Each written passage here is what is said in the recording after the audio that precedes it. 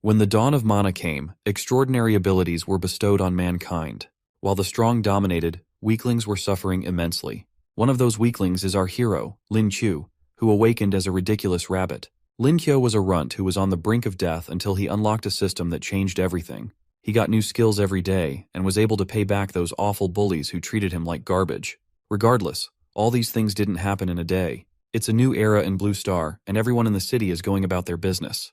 We see our hero shamelessly walking through the streets while being engrossed in his phone. He walks past a girl who is cosplaying as a bunny and streaming for her fans. He can't believe that someone would actually dress like that and be in public. It's just crazy. Anyway, he gets caught up in the live stream, and the viewers start to mock him for being pathetic. The bunny girl notices his presence and tells her viewers to shower her with gifts if she can bring him down. Before she can even get into it, the subscribers start giving her gifts. The bunny girl then approaches the protagonist and talks about how they both have similar bunny ears. While our hero is distracted by her alluring charms, she quickly casts a spell on him. Fear and confusion grip the protagonist as his body is lifted into the air. As he gets tossed to the ground, the bunny girl lets her viewers know that her mission is complete. After sustaining some injuries, Lin Qiu struggles to get to his feet. As if he hasn't suffered enough, he hears the honk of a vehicle, and a truck suddenly slams into him from nowhere. His body is sent flying through the air, while the driver of the truck curses him for being a disgusting creature. As our hero hurls through the air, he recalls how unfortunate his life has been. He grew up in an orphanage, and things continued to get worse once he awakened his bunny transformation. Those with stronger abilities stood at the top, and they mocked him for being a pathetic loser. Just as he crashes to the ground, the driver approaches him. Our hero lies in a pool of his own blood, and the crazy driver tells him to pay for the damages to his vehicle. With a seething rage, the guy activates his thunder abilities and zaps the protagonist, frying his brain in the process. As Lin Qiu suffers agonizing pain, he wonders if this is the end of the road for him. Suddenly, a strange being notices his will to survive. The being says that it has finally found a suitable host after millions of years. Meanwhile, our hero continues to get struck with thunder. When Lin Qiu opens his eyes, he finds himself in a very strange place. While he tries to make sense of all the text floating around, a robot speaks to him. A screen pops up in his face, and he has no idea what it is talking about. The loud voice of the robot scares our hero as it introduces itself as 9527. The robot system explains that our hero is the perfect host it has come across after searching for the past 35 million years. Lin Qiu is thrilled to know that he's still alive and proceeds to ask if he can get any of the skills he's currently looking at. After telling him not to get ahead of himself, the robot says that it can grant him one skill every day, but it'll be random. Upon hearing this, our hero's hope is shattered because he's once again left in the hands of fate. He finds out that he doesn't have enough energy to select a specific skill, and he wishes that the robot found him earlier. Not only that, but if the random skill ends up being as pathetic as him, he'll end up meeting his maker for real this time. After explaining these things, the robot asks if he's ready to awaken a skill. With no other choice, he decides to make use of his second chance at life. He accepts the conditions, and the system generates a random triple S rank skill for him. After that, the protagonist comes back to life in the spot where he was being electrocuted. While the driver is shocked to see that he's alive, Lin Qiu leaps into the air with his new skill that strengthens his legs. He lands on top of the truck, smashing the vehicle to smithereens. Angered by this, the driver rushes towards him to teach him a lesson. However, our hero strikes him down with a powerful kick and sends the guy crashing into the ground. Scared for her poor life, the bunny girl begs the protagonist to stay away from her. Our hero then enhances his fists with his skill and gets ready to send the girl to her maker. After dealing with her, he covers her up with his jacket. He then picks up her phone and sees her viewers calling him all sorts of names and warning him not to lay his filthy hands on her. He uses the opportunity to go on the live stream and tells everyone that he's the boss bunny henceforth. You'd think this guy would at least say something cool. The next day, in a classroom, a couple of girls are talking about how the protagonist showed up in the news. As they confirm that it's none other than their classmate, he walks into the class, wondering what all the fuss is about. The girls quickly gather around him and start asking if it was really him who they saw on the live stream. The protagonist then recalls how he was able to settle matters with the bunny girl and driver. For some reason, he got them to apologize. Not only that, but he also used his skills to make them praise him. Our boy must have been really desperate for that moment. After that, he accesses the system because he hasn't gotten any skill for the day. The robot skips the selection process and gives a skill known as sewing the world. Being a degenerate loser, the protagonist thinks this is finally his chance to score all the hot chicks on the block and make everyone else jealous. However, when he clicks on it, he doesn't see the desired effects he wants. The robot explains that the skill will enable him to plant all kinds of seeds, and they'll flourish under his care. So much for getting hot chicks. Thanks to getting such a useless skill, he starts cursing out the system, making others think that he has gone insane. Someone in the class then calls out to him. He turns to see that it's Li Nan, a prodigy who uses the wind element. The guy offers our hero a job and says that he can make a whole lot of money with it. Lin Q tells him to quickly spill the details so he can know if it's really worth it. At the same time, he doesn't know why this bully is suddenly being so kind to him. The dude tells him that the job is at a club that's looking for waiters, and he'll be able to fit right in with his good looks. The protagonist is short of words when he finds out that this guy is stupid enough to suggest that kind of club to him. He flips the table by saying that Li Nan must be a regular spender there, and the dude accepts without thinking about it. Seconds later, he realizes what just happened, but our hero continues to tease the guy about it. Li Nan slams the table out of anger and is ready to destroy our hero for making a fool out of him. However, the teacher comes in and warns the guy about the punishment he will face for fighting in school. With no other choice, he backs down but still keeps an eye on Lin Qiu. After that, the teacher tells them that those with awakened powers will have a special test to determine if they can get into Lingwu University. Upon hearing about Lingwu University, the protagonist becomes very interested in what the teacher is saying. When spiritual energy was restored in Blue Star, it founded Lingwu University, which is a place dedicated to training awakened individuals. Lin Qiu was nothing but a mediocre loser with pathetic abilities back then. But now, he wonders if he stands a chance to get into the school with the help of the system. He raises his hand to ask the teacher a question. However, the man tells him not to bother with the exam because he'll just end up embarrassing the school. Our hero is crushed under the weight of the teacher's words, and the whole class starts laughing at him. Regardless, he tells the teacher that he'll be taking the ability exam. The teacher remains adamant, telling him that he has average skills and he should just protect the school's reputation. This only makes Lin Qiu more angry, and he vows to beat up every single person that has looked down on him. The man offers to give him a shot at the ability exam if he can make it to the top 10 in the citywide exams. Our hero quickly accepts the deal, and his teacher can't wait to see what the results will be. With an unwavering determination, the protagonist swears to get into Lingwu University at all costs. As he rushes out of school, he thinks of how to save up for university fees because of how expensive they are. A car speeds into the vicinity and suddenly stops right in front of him. As the door opens and someone steps out, he wonders who the hell would be interrupting his day right now. Two girls step out of the car, and the blue-haired one refers to him as the bunny. The girl is known as Qin Zhenjin, and all the guys on the block can't believe how stunning she looks. Even our hero is starstruck when he sees the beauty before him. Lin Qiu then realizes that the girl called him a little bunny, and he wonders why all the women love to call him such an embarrassing name. He clears up his throat and introduces himself to Zhenzane in a flashy and stupid way. He also offers his contact information, but the blonde-haired girl ends up laughing at his silly theatrics. As she teases him, he realizes that she is the same bunny girl from the live stream. She tells him that she came to return his jacket and hands it over to him. After that, the girl says that cosplaying is her hobby, and he shouldn't talk about it, but he doesn't see the point, considering that she's famous. Zhen then interrupts them and asks the bunny girl, Chungmin, if our hero is the one she spoke about. Chungmin tells her that the protagonist was able to beat a bronze 2-star rank, meaning that his powers should be higher than 2 stars. Lin Qiu says that he can demonstrate his powers for them, just so he can show off. However, Zhen, who is also a high school goddess, tells him that there's no need since they are leaving. He suggests that they find somewhere to spar, and she wonders if this guy is being serious. Being a rank 1 silver star, she feels insulted by his challenge, and decides that they'll spar a week from that day. He even makes her more repulsed by his presence when he calls her name and asks if there will be a reward for the winner. Zhen then tells him that if he wins, she'll act more nicely to him and fulfill any other requests he has. Just before Ming leaves, she advises the protagonist to give up on the competition before he receives the beating of a lifetime. As they bid each other farewell, he assures her that he won't be giving up easily. When they leave, our hero gets on his scooter and suddenly receives a text message. The message is from a customer who is looking for urgent help, and Lin Qiu sees that he gets to set the price of this order. He quickly zooms off to help the client and also become rich in the process as well. In a dark alley beside an internet cafe, some thugs can be heard as they are harassing an innocent person. The poor victim is in tears and offers to give the thugs some money if they spare his life. We see that his name is Zhang San, and he is a 9-star rank bronze healer. The thugs jack him up and let him know that they are going to end his life after collecting all his pennies. Their attention turns to someone who calls out to them. They turn and see the protagonist holding a bat, and he's ready to make them pay for bullying an innocent guy. However, they pick up their own weapons, ready to teach our bunny boy a lesson. Regardless, our hero is unfazed by their threats.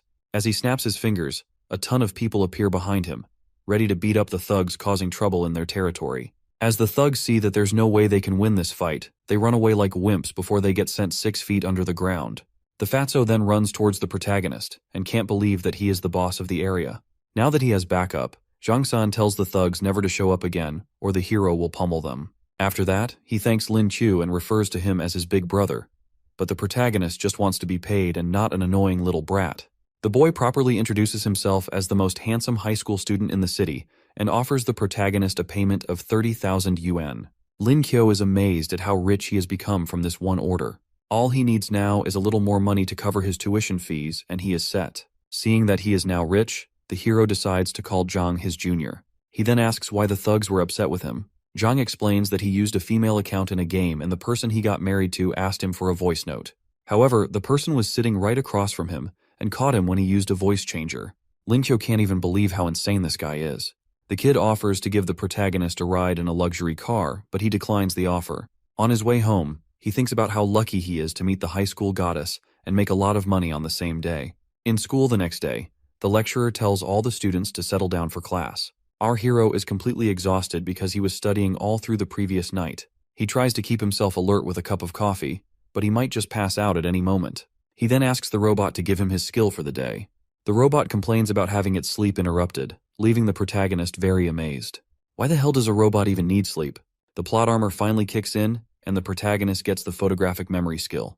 It's the best thing he needs for the exam. As he decides to test out the skill, the lecturer notices that he is behaving strangely. Lin Kyo looks at the board and immediately gets the answer to the equation there. Seeing how easy it is to use the skill, he starts flipping through different books to gather as much knowledge as possible. While he is engrossed in the books, the teacher finally snaps and lashes out at him. The man slams the desk, causing our hero to jump straight up from his seat. He yells at Lin Chu for looking at a physics book when they are currently having a language class. He tries to explain what made him happy, but the man isn't having it. Eventually, the guy even starts shooting flames out of his mouth as he reminds the protagonist about his awful results. Seriously, this guy needs to take a chill pill. Lin Kyo suggests that the teacher should test him by asking a question from any page of the book, because he is confident in his memorization. Despite this, the lecturer still tells him to give up on the ability exam, but Lin Q tells the man to stop underestimating him. A serious tension rises in the class as the lecturer decides to start with an easy question. Our hero quickly gives the answer as he asks, leaving the teacher amazed. The man goes in with another question and the protagonist slams the table as he gives the answer. While the classmates are all shocked, the lecturer asks him another question and he gives the answer. However, the man starts laughing at him for getting it wrong until he realizes that the protagonist said the answer backward. The whole class is in disarray and the students can't comprehend how our hero is doing this. After defeating his teacher, he leaves the class and says he'll be seeing them on the exam day. Days later, the results of the exam come out and everyone is shocked to see who came out on top. It's none other than Lin Q, and he thanks his photographic memory for paving the way to victory for him. While Li Nan is dying from the disbelief that he was beaten by the bunny boy, the protagonist goes on to study his opponent for the next exam. 10 days later, the ability exam venue is packed with a cheerful crowd as they wait for the event to begin. The announcer starts by inviting the representative of the 30th Military Zone and other distinguished guests. As Zhen walks into the arena, she looks very pissed off for some reason. She ends up blasting a hole in a wall, and a guy explains that it's because someone took her top spot in the final exams. We see our hero walk into the arena, and as he waves over to the goddess, she gives a very cold response. After that, she asks him what he wants in return for winning their bet, to which Lin Q responds that they can go out for a meal if she so wishes. His kind gesture shocks her, and she apologizes for ever calling him weak. The announcer suddenly shows up and implies that the 2 top scorers in the final exam are here, but Zhen reads his words the wrong way. While he talks down on the protagonist for being a brave little bunny, the hero confidently says that he'll be taking first place in this exam. The whole crowd starts laughing at him and telling him not to get ahead of himself. However, Lin Q snatches the microphone from the announcer to give the crowd a piece of his mind. He throws up the finger to them and tells them that whoever they are supporting will be unfortunate to run into him. The entire crowd gazes at him with murderous eyes, ready to make him pay for spouting such daring words, but the hero remains unfazed. The announcer snatches back the microphone and warns him to be careful of what he says before it becomes a serious problem. The other participants are also furious and can't wait to teach the hero a lesson. Despite their taunts and threats, our hero is still calm. After that, the moderator tells them that the exam will be a 1 versus 1 arena battle, and the loser will be eliminated immediately. The participants check their phones to see the numbers that they have been assigned. Some of them don't look too happy about whatever they've gotten, and they can only hope that their matchups will be easy. The total number of participants turns out to be an odd number, so there will be a bye to allow someone to quickly advance to the next round. The examiners are all praying that they'll be chosen to be the lucky person, except our hero, who doesn't look the least bit concerned. The draw starts, and everyone nervously looks as the numbers spin around the screen. It stops at the number 66, who is none other than our protagonist himself. I mean, who else could it have possibly been? Anyway, this only causes more people to hate him for being such a lucky little bunny. Rather than blame their abysmal luck, they're hating on the hero with the spotlight. With that settled, the competition proceeds to the first round, and the first participants are called up to the stage. Lin Kyo and the rest take their seats to watch and see how this first battle will unfold. As he looks at the matchups on the screen, he sees that the high school goddess is fighting in the first match. In the blink of an eye, the match is over, causing the protagonist to become quite uneasy. Jen quickly wins her match by turning her opponent into a popsicle. It's no surprise that she's so powerful, considering that she's a silver ice awakener. The protagonist opens up his book and begins to study her skills in order not to lose miserably when his fight comes. 10 minutes later, the next battle that takes place is a deadly and fierce one. Both combatants are going at it with all their might, ready to destroy each other and take home the prize. On the other hand, our hero is tuckered out from watching all the flashy moves because his brain is too useless to keep going.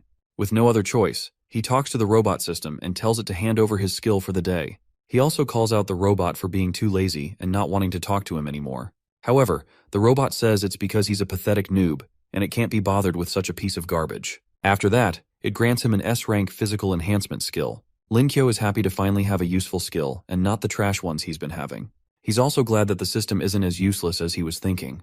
However, the robot warns him to watch his words, or he'll never get anything good in his life again. After that, the protagonist activates his newfound skill, enhancing his muscles by a good amount. His muscles grow to a huge size and ends up ripping his shirt apart. He starts showing off and making everyone else in the stadium quite uncomfortable. After embarrassing himself, the second round of the tournament begins. A second bye is drawn, and he comes out as the lucky winner once again. On the second day of the exam, Lin Kyo still gets the lucky pass and advances to the next round with no effort. On the third day, the same thing happens, and even he is getting tired of being a lucky piece of trash. When a reporter asks how he feels about the consecutive byes, he tells the guy that he's sick of it and can't wait to get some blood on his hands. All the participants are completely fed up with him as well and are so eager to teach the weak bunny a lesson. Linan takes the microphone and calls out the protagonist for advancing in the rounds but not having a single fight yet. In order to mess up his lucky streak, the guy decides to withdraw from the tournament, which means that our hero will have to battle it out henceforth. Filled with immeasurable joy, the announcer grabs the microphone from Linan and states how the protagonist needs to be crushed in the next round. One of the participants sees this as a good opportunity to put an end to our hero's stroke of luck. The matchups are drawn, and the crowd is rooting for the hero's opponent, Lei Dan, who they are hoping will beat the crap out of Lin Kyo. The protagonist looks over to his opponent, who gestures that this is the end of the road for the bunny boy. But Lin Kyo doesn't understand why everyone is hating on him so much. As the match starts, Lei Dan starts talking trash about how our hero is unlucky to face him. Despite all his trash talk, Lin Kyo isn't fazed and pretty much just wants to get this over with. Being a bronze 8-star lightning awakener, Lei Dan activates his powers with a furious expression on his face. Straight off the bat, he shoots out a lightning bolt at the hero, but Lin Kyo easily dodges the first attack. The bolt strikes the ground, causing a huge destruction at the point of impact. Disappointed by his opponent's lame attack, the protagonist tells the guy that he has only come this far because he faced weaklings. The guy gets even more furious and starts hurling lightning blasts everywhere. Regardless, the protagonist evades every single blast with minimum effort.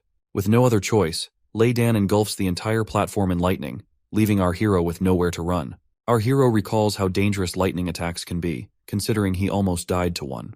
Before the attack can reach him, he leaps forward to end the battle before his opponent can pull off any other tricks. As he throws a haymaker, his foe is shocked at how fast he is. Seeing that Lin Kyo has transformed, Lei Dan feels like he will be able to endure the punch coming right at him. However, his hopes are shattered when our hero sends the fool flying into the air with a powerful punch.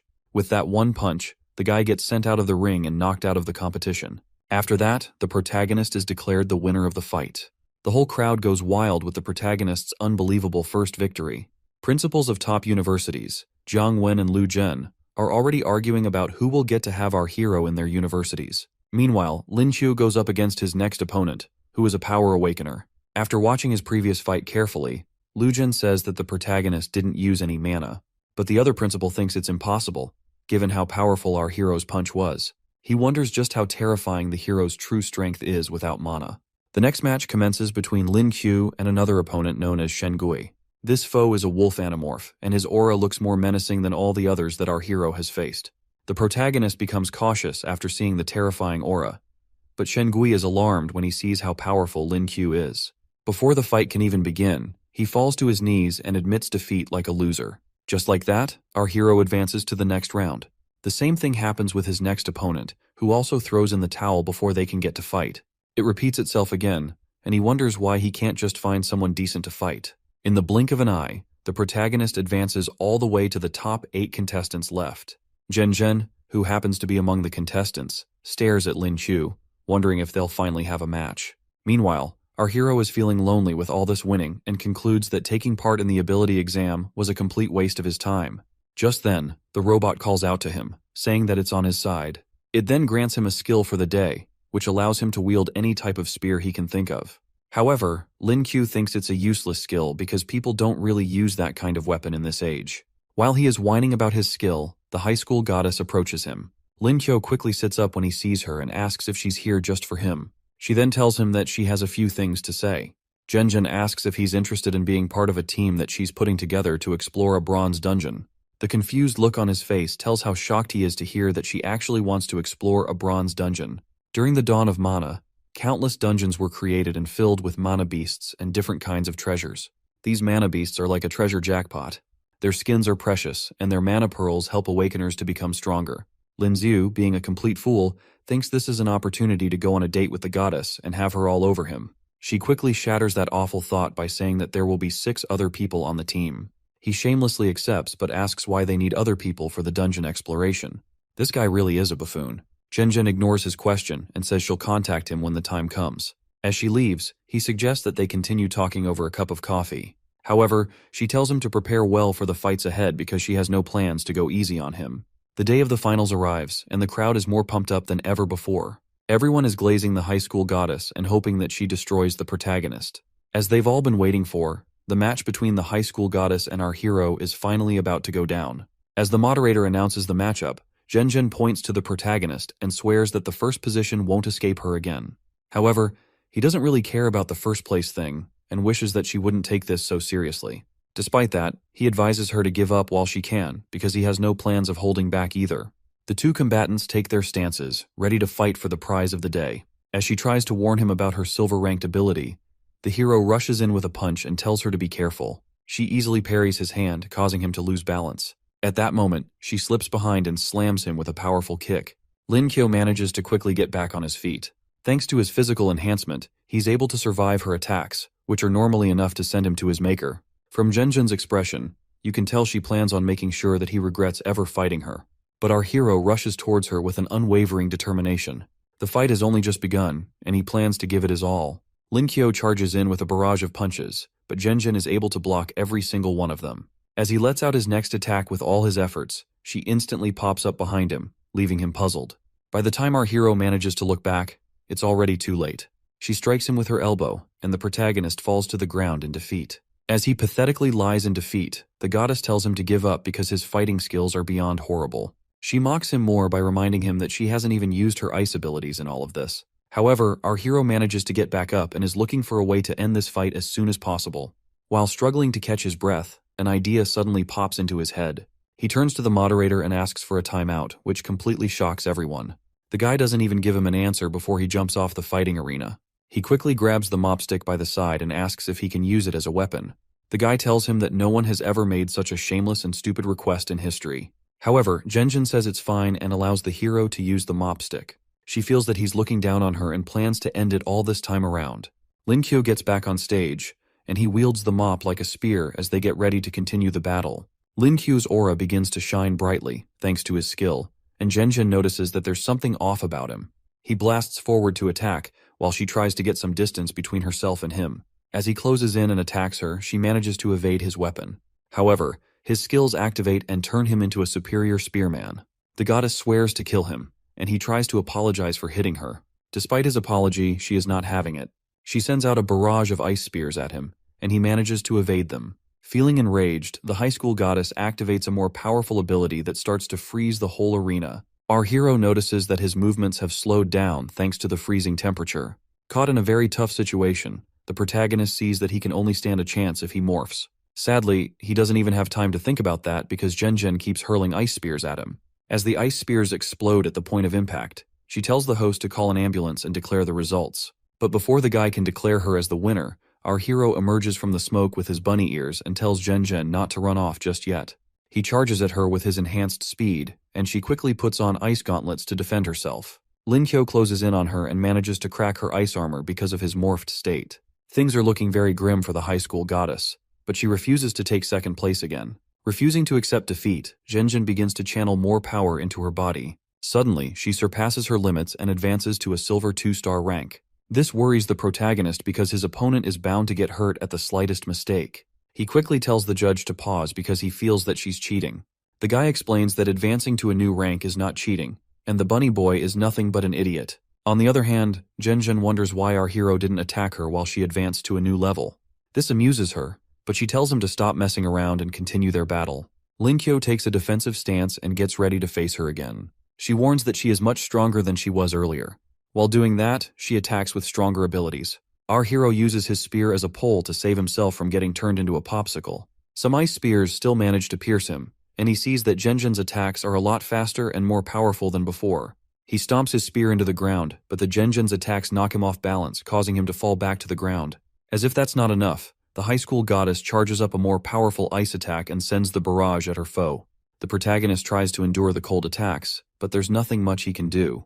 Despite his physical enhancement, he still doesn't have the mana to withstand such a powerful attack. With no other choice, he lunges straight at her to bring the fight to an end.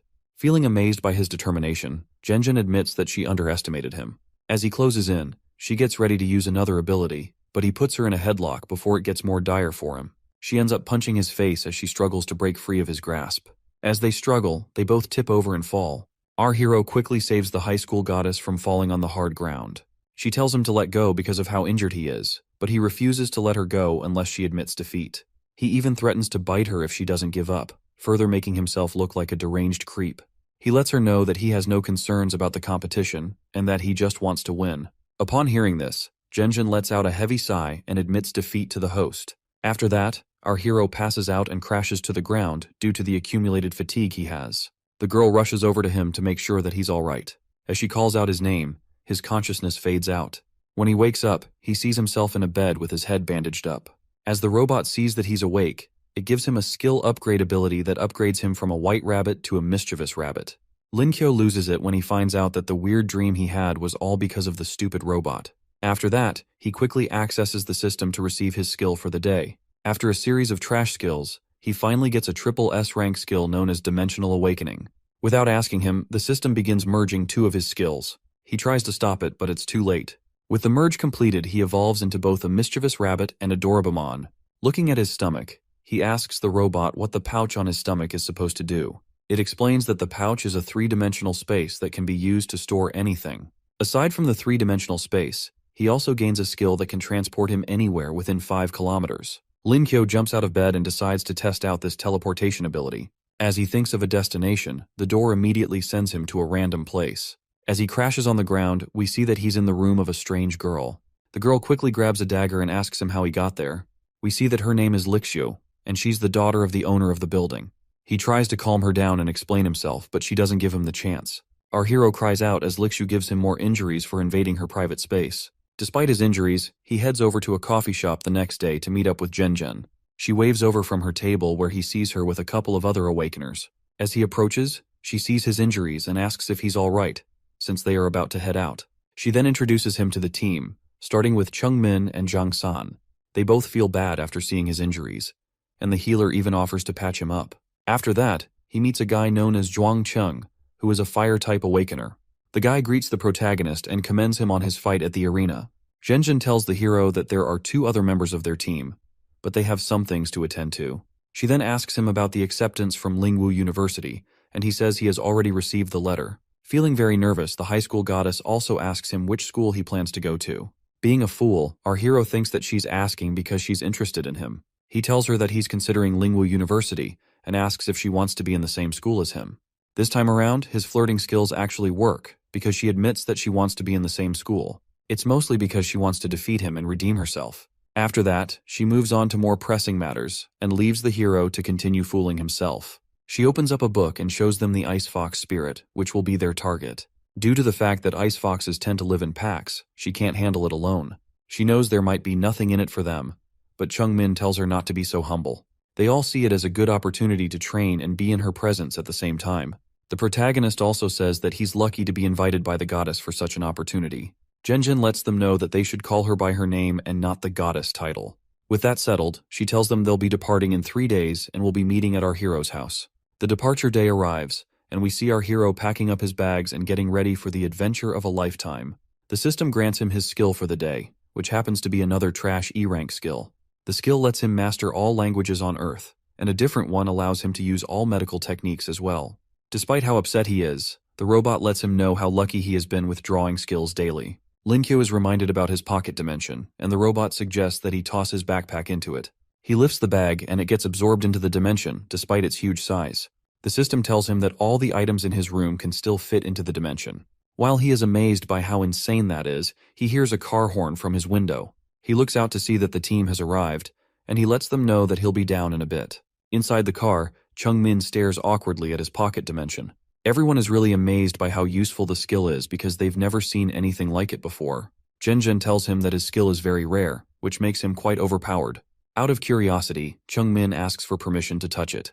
Linkyo stops her from doing something so weird, but she is very eager to see how it feels. After messing around, the driver tells them that they've arrived at their destination. Upon hearing this, Lin Kui gets down to take a look at the scenery. There, he gazes at a pillar of pure aura and power, and also sees some researchers at the base of it. This sight is amazing, and he can't believe this is the Lingwu he's heard so much about. It's said that no one knows when Lingwu appeared, and it is filled with all kinds of spirit beasts. Back then, portals surrounded the city, and the citizens were struck with fear. Spirit beasts can enter the realm of man, but for some reason, they rarely step into it. Regardless, humanity has to defend itself on the rare occasion when the beasts decide to step through and wreak havoc. Due to this, the state sends government staff to handle the registration of copper and silver rank Lingwu gates. The protagonist's team approaches the dungeon portal and sees some guards taking note of those who enter. Just as they are about to enter, the list gets full, so the guard tells them to go and register and come back the next day.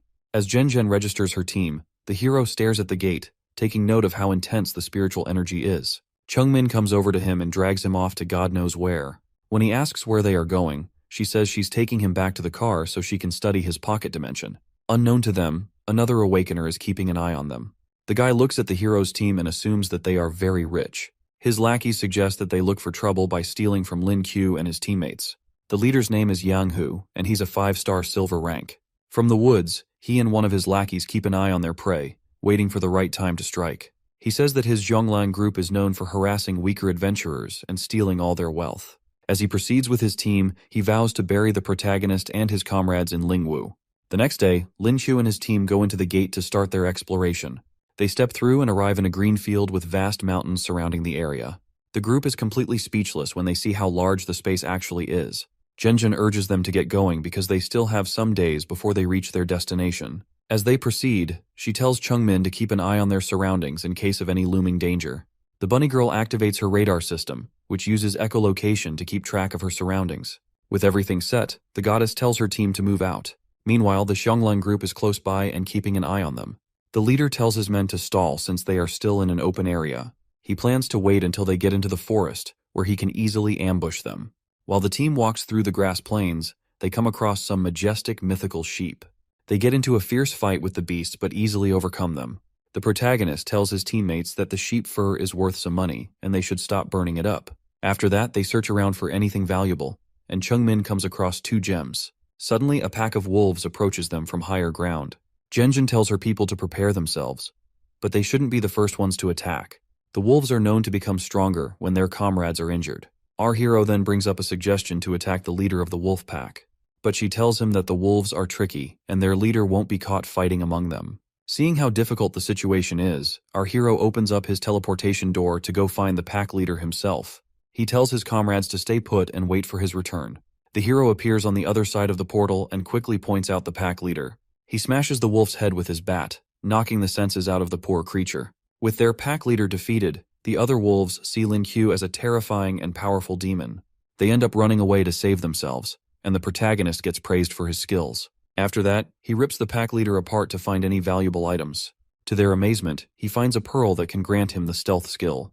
He stares intently at the pearl, wondering how to put it to its best use. He then hands it over to Shen Gui, believing that he'll be the best to use it since he's their scout. To return the favor, the guy promises to repay everyone, considering how valuable the pearl is. After that, Shen Gui absorbs the skill pearl into his body. The team is bewildered when the item suddenly vanishes in the blink of an eye. While the guy celebrates his new skill, our hero wishes he had just kept the precious pearl for himself. He then accesses the system for his daily skill and gets an S-rank enhancement skill. He recalls getting the skill before, and in that instant, his shirt gets ripped by his muscles. He curses the robot for humiliating him and tells his teammates that he'll be back after cleaning up. While changing, he finds out that his physical strength is now comparable to that of a silver 6-star power awakener. After being baffled by this, he heads back to his team camp, where they've set up a campfire. He suddenly starts laughing sheepishly, which makes the high school goddess uncomfortable. When she confronts him, he tells her not to worry about it. Suddenly, Chungmin informs Zhen about them being followed. She lets the goddess know that their pursuers are maintaining a favorable distance in order not to lose them. Zhen warns her comrades about a group that specializes in hunting others inside dungeons. Since wounds and death are normal inside a dungeon, the murderous group finds it easy to kill others and plunder their loot. She also tells them that their pursuers will most likely attack once they get into the forest.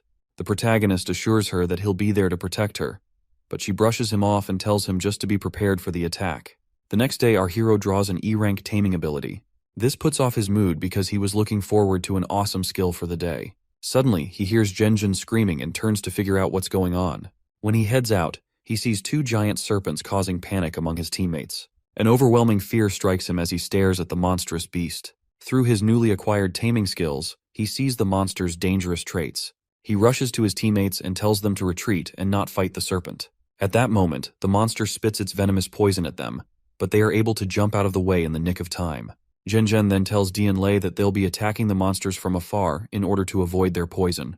The two of them send out a combination of lightning and ice attacks at the beasts.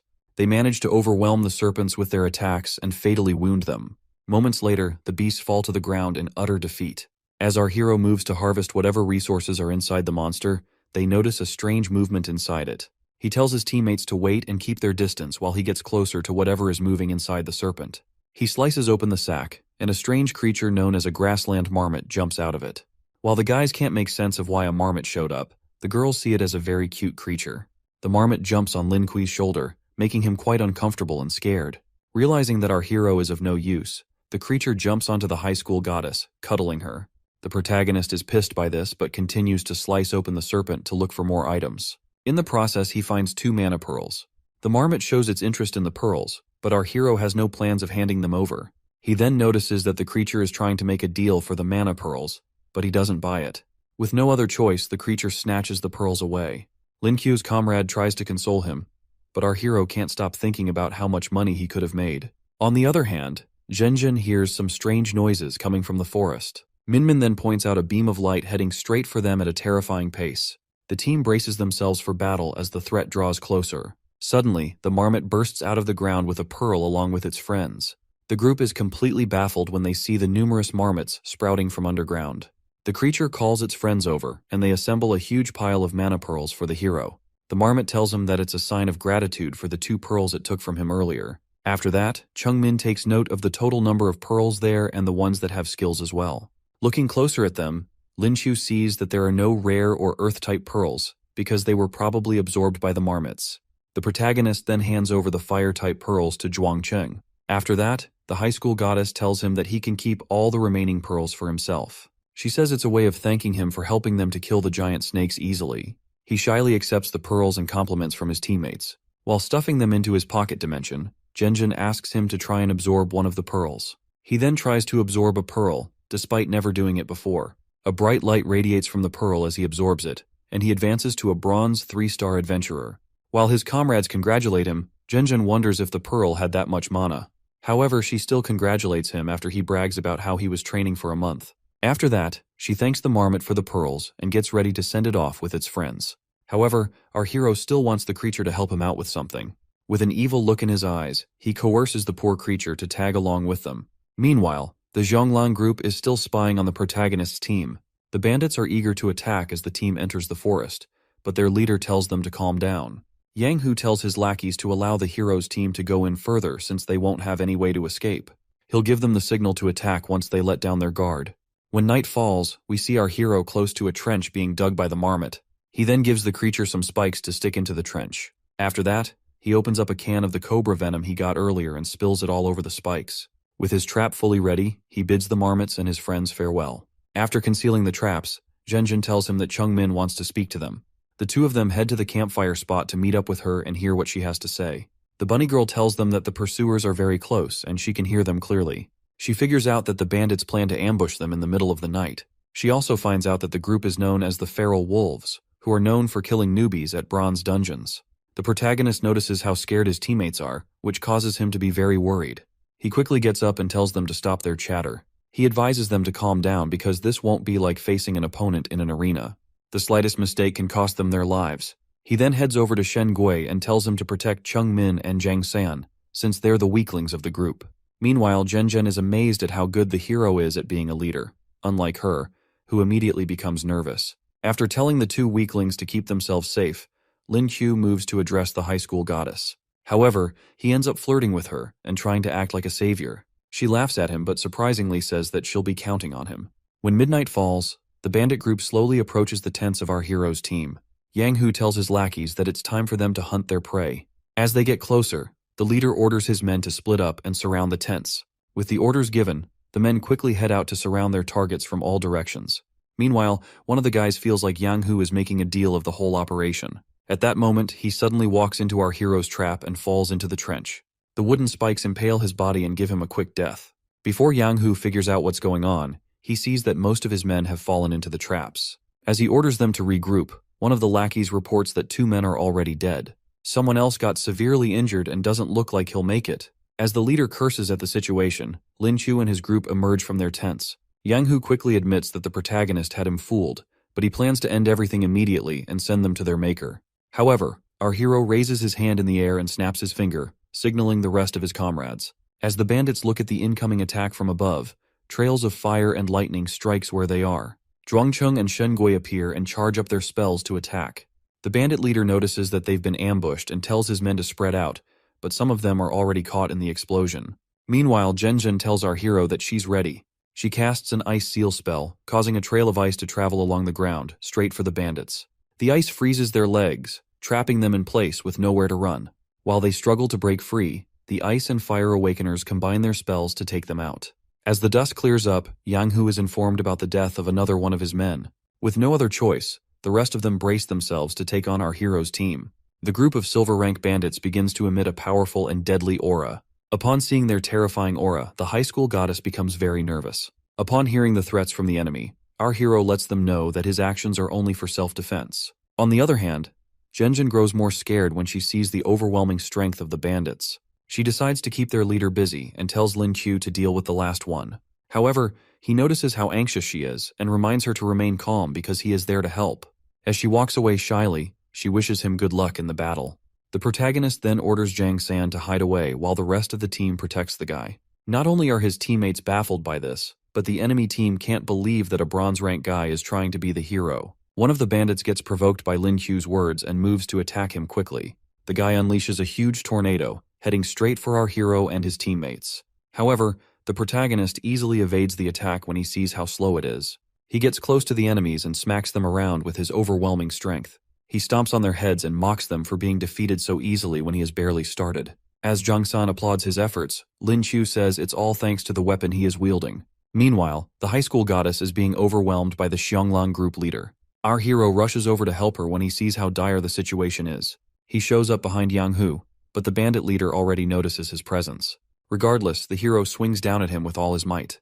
When the dust clears up, Yang Hu sees that his subordinates have been killed by the attack. After witnessing the death of his comrades, the leader accuses the protagonist of using some kind of trick to defeat them. Upon hearing this, Lin Qiu decides to show the guy what a real trick looks like and ends up scaring the guy down to his bones. The guy jumps back to get some distance between him and the hero. Filled with anger, he activates his rage skill, ready to rip our hero to shreds. He then charges forward and attacks Lin Qiu with his claws, but the protagonist is able to block the attack with his weapon. Despite showing off before, Lin Chu is struggling under the pressure of Yang Hu's overwhelming strength. The leader eventually knocks him off balance and sends him flying backward. As the protagonist slides back, he starts thinking of a way to face such a powerful opponent. Meanwhile, Yang Hu rushes at him, yelling for him not to be distracted in this fight. Lin Qiu evades the attack aimed straight at his head.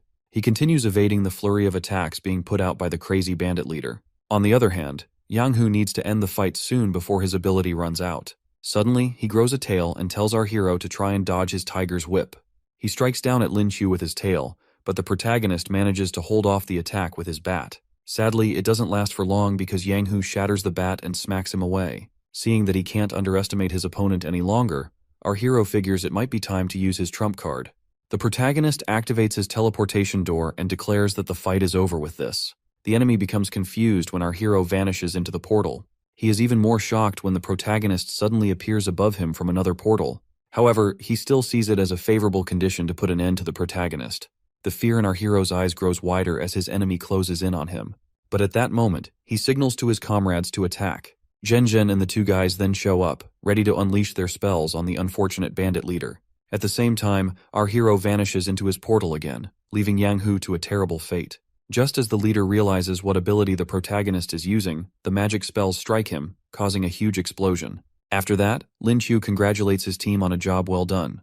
Meanwhile, Yang Hu lies on the floor in an utter and humiliating defeat. When Zhang San checks on the body, he confirms that the bandit leader is dead. Suddenly, a sharp pain strikes Zhen, most likely due to the strain from the battle. Lin Qiu rushes to her side and asks if she's all right. He looks at his other teammates and sees how the battle has affected them. He lets them know that their actions were only a form of self-defense because they would have been dead if they hadn't killed the bandits. Upon hearing these encouraging words, his teammates start to feel better about the situation. He then tells them to find somewhere to rest and straighten out their thoughts as well. With everyone feeling better, he leads them to a good spot that's away from the dead bodies. As they head off, Zhen has a relaxed and joyous expression on her face. When they get to a safe location, Lin Qiu tells his teammates to get some rest while he and Zhang San keep watch. He then gets his injuries healed by their support and thanks him for it. The guy says that our hero is more amazing, but Lin Qiu tells him not to be so humble because he's their best support. Suddenly, Zhen shows up and tells the guy to get some rest while she and the protagonist keep watch instead. With her alluring looks, she tells them that she wants to discuss something with our hero. Zhang San quickly heads out and leaves our hero to talk with his crush. As Zhen sits down beside Lin Qiu, he starts feeling very nervous and shy. Wondering what she wants to talk about, he looks at her, and their eyes lock on each other. He starts feeling embarrassed and kindly asks her not to stare so much. However, the high school goddess laughs at him and calls him a shameless man for his words. She then glances over at him again and admits that he looks quite handsome. However, our hero becomes very flustered because Zhen wouldn't compliment him like that on a normal day. While extending a helping hand, she lets him know that she's serious and recalls all the brave deeds he did that day. She even tells him that he acted very cool, leaving Lin Qiu even more baffled by her words. In the heat of the moment, he grabs her hand and asks if she has a boyfriend. That's quite a leap of faith he's taking. Regardless, his question ends up making her very confused and flustered. She quickly snatches her hand back and asks Lin Qiu why he's asking such a question. The protagonist tells her that he was wondering if she wanted him, considering all the compliments she just gave him. Zhen lets him know that she has high standards and will prefer someone who is better than her in all aspects. She refuses to admit defeat and says they'll find out who is the best between them in the coming exams. Feeling very confident and eager, our hero then asks her what she'll do if he beats her during the exams. He asks her to be his girlfriend if he wins, but Zhen tells him to keep wishing. While they're talking, they get interrupted by other guys who have come to take the night shift. The protagonist bids the goddess farewell, but she is too upset at him to respond. The next morning, Lin Qiu wakes up and immediately draws his skill for the day. Luckily for him, he acquires an S-rank mana enhancement skill. With this, he manages to advance by 2 levels, making him a bronze 5-star. When he asks the system to make him a silver rank, it gets pissed off at his outrageous request. After that, he heads out of his tent to meet up with the rest of his team. Zhang San, who is shocked to see him, notices that our hero's mana has gone up significantly and asks if he has already advanced. While being distracted, the healer ends up cutting himself with a knife on the table. His teammates rush to his side to make sure he's all right, and Chung Min tends to his wounds gently. After that, he turns his attention to Lin Qiu, saying that it's weird for him to advance twice in one night. The other guys hear this and are completely taken away by such an impressive feat. As he tells them to stop teasing him, Min tells them to get ready to defend against an incoming attack. They look ahead and see some people running away from a huge group of mana beasts heading straight for them. Upon seeing the wild creatures, our hero becomes quite scared and nervous. Looking closer, he sees the wild monkeys about to clamp down on an innocent girl. He shields his teammates from the wild beasts momentarily, and then they start running away as the monsters charge at them. One by one, they start to get tired from running around and can't keep up the pace for much longer. Seeing that there's no use running any longer, Shengui stops and decides that they should fight the monkeys.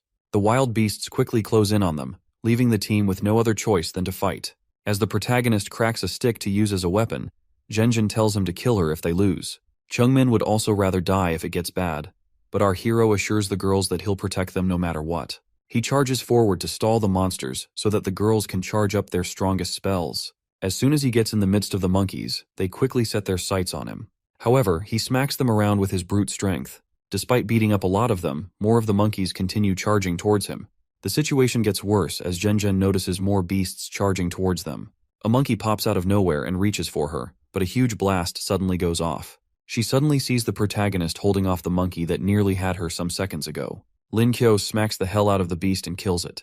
Unknown to him, another beast sneaks up on him from behind. While the hero's guard is down, the monkey slashes his shoulder, leaving him wounded. Zhenjin then tells him to step aside because their spells are ready. As he gives them space, the girls release very devastating spells at the monkeys. The impact causes a huge explosion that shakes the very foundations of the forest. With that, the ravenous monsters are easily defeated, but Min Min senses another wave of mana beasts coming at them. As the dust clears up, they see another set of monkeys being led by a huge golden gorilla, who they assume is the leader. With their resources and stamina completely drained, the team finds themselves in a dire situation. Chungmin starts crying and saying that she doesn't want to die like this. Zhang-san is moved by the girl's tears and decides to do whatever it takes to save her. He brings out his phone and suddenly starts typing something. He then yells for someone known as Zhao Si to reveal himself as he clicks the send button. Out of nowhere, a man suddenly appears on the battlefield and refers to the healer as his master. Zhao Si faces our hero's team with a cigarette in his hand as they wonder just who exactly he is. It is revealed that the guy is a gold rank awakener with an ape animorph ability. His master then calls him out for stealing the cigarette and orders him to defeat the monsters quickly. The guy takes off his jacket and activates his ability, releasing a deadly aura in the process. When Zhang-san's teammates ask about the guy, he tells them that Zhao Si is his family's manager. With his ape ability, Zhao Si charges forward to defeat the monsters that threaten his master. As Zhao Si closes in on the apes, the ape leader tells the runts to stand back while he deals with the awakener. The beast charges straight at the awakener and attacks, but the guy easily grabs the ape's arm. He then slams it all over the ground, leaving the weaker apes completely terrified and hopeless. After that, Zhao Si tosses their leader into the midst, where he lies on the floor in utter defeat. As if they haven't suffered enough, the guy's menacing shadow stands over them like a merciless god. He lets out a terrifying roar, causing the weak apes to flee for their lives. As the monsters run away, our hero admits that gold rank awakeners are quite scary. With his job done, Zhao Si informs his master that he'll be leaving. The guy takes off into the sky as they bid each other farewell. Min Min then asks their healer if Zhao Si has always been close to them, and he confirms it. He also says that Lei Dan's family also wanted to send an escort, but they concluded on only Zhao Si. He then apologizes for not informing Lei Dan about the decision earlier. Lei Dan admits that if they knew someone was protecting them, they wouldn't have gone all out with their training. Thanks to the training from the past few days, he suddenly advances to the next rank. Not only him, but Min Min also advances as well. Seeing the situation, our hero wonders if he can also advance his rank as well. He pulls out an orb and begins to meditate deeply on his mana. In the process, he starts to feel something warm flowing through him. Lin Kyo ends up just embarrassing himself while his teammates stare in utter disbelief. He gets in a sad mood after not being able to advance like the rest of his comrades. The system even calls him out for wanting to advance again, but he feels like the only weakling in his team. While searching the body of the ape leader, he suddenly finds a mana pearl. He finds out that it's a silver mana pearl, and it also has a rare sound skill that can stun enemies. He then calls Zhang-san's attention and offers the pearl to him, leaving the guy very surprised. The protagonist tells him to offer the pearl to Chung-min since he has seen how much he likes her. The fatso starts daydreaming about Chung-min and how she'll make the perfect wife. Talk about a desperate fool. Anyway, he offers to send our hero a huge amount of money once they leave the dungeon. Full of joy, Zhang-san stares at the pearl and thinks about how to approach his crush with it. Suddenly, Chung-min approaches him and asks why he's smiling so sheepishly. Just as he's about to chicken out, Lin Chu comes over and pushes him forward. Zhang-san ends up kneeling with the pearl in his hand and looks like he's proposing to Chung-min. She sees the sound pearl and is filled with warm emotions. As Jong-san tells her that the pearl is for her, she embraces him with a big, warm hug. After that, Zhenjin reminds everyone that they need to pack up and get moving. Moments later, the team arrives at the border between the forest and the snowfield. The high school goddess suggests that they rest there for the night before going into the snowy mountains. As they set up their tents, the protagonist notices that Zhenjin is freezing due to the cold. He takes off his jacket and offers it to her with some slick riz skills. She gladly accepts the jacket with a cheerful smile on her face. Unknown to them, a deadly snow bear is lurking around the area, looking for its next prey. The next day, our hero steps out of his tent as Jong-san tells them that breakfast is ready. As Lin Q nibbles on bread, he draws his skill for the day. Sadly, it's an E-rank skill, and he curses the robot for being so useless. With his day off to a bad start, he tells the healer to pass him some honey in order to lift his mood. Suddenly, the snow bear shows up and snatches the honey jar from Jang-san. The two guys are scared to their bones when the monster lets out a loud roar. Chung-min quickly shows up and activates her new ability to stun the beast. Her other comrades also show up in time, and together they beat up the terrifying bear.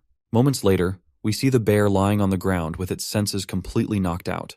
Zhenjin compliments Chung-min on her awesome stun ability. As she informs them that they'll be reaching their destination that day, our hero gets ready to harvest the goods from the monster. Zhenjin lets him know that they need to get going, and he tells her that he's almost finished. Lin Kyo then decides to stuff the bear into his pocket dimension, making the goddess think that he has lost his mind. However, he tells her that it's not heavy for him at all. 3 hours later, the team finds themselves close to the fox den. With her echolocation, Chung-min senses the number of monsters nearby and tells her teammates to remain cautious. Something suddenly moves around them, and they turn to find out what it is. A cute baby fox then reveals itself, which makes the girls completely fall in love with the fluffy creature. The protagonist sees that the fox is easy to tame, but when its kin is harmed, it pursues its target endlessly. Considering that Zhenjin wants the creature's skill pearl, he is worried about her fondness for the creature. He calls her attention and tells her that dealing with the creature won't be so difficult. However, she doesn't seem too happy to bring harm to the cute fox. Regardless, our hero asks if she needs help with it. Zhenjin looks down at the innocent little fox in her arms and decides it's better to let the creature go. She feels she'll be just as bad as the previous assailants if she kills the fox. Being able to meet such a gentle mana-beast is enough for her. Her comrades are all happy with her decision and expect nothing less from her. As she signals her comrades to leave, the protagonist quickly stops them. They suddenly see 2 large foxes approaching them. The creatures let out a loud and ferocious roar. The protagonist assumes that the monsters must be angry because they think that the humans took their child. However, the little fox walks up to its parents and calms them down by explaining the situation. The giant fox then gives the hero's team a gentle smile. Lin Kyo and his comrades are glad that the situation didn't get worse than it was. Thanks to his E-rank skills relating to animals, the protagonist approaches the foxes to see if he can get a skill pearl from them. He offers to give the fox something else in exchange for any mana pearls it may have.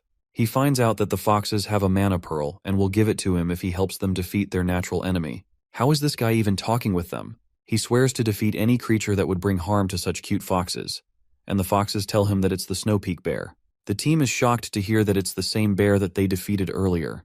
The protagonist opens up his pocket dimension and tosses out the dead bear, leaving the foxes baffled. In return, the snow foxes give him 2 mana pearls for defeating their enemy. Lin Kyo offers one of the pearls to the love of his life, who needs 1 skill. The rest of the team is eager for her to absorb the pearl and show off her new skill. Even the protagonist can't wait to see what this new skill will be.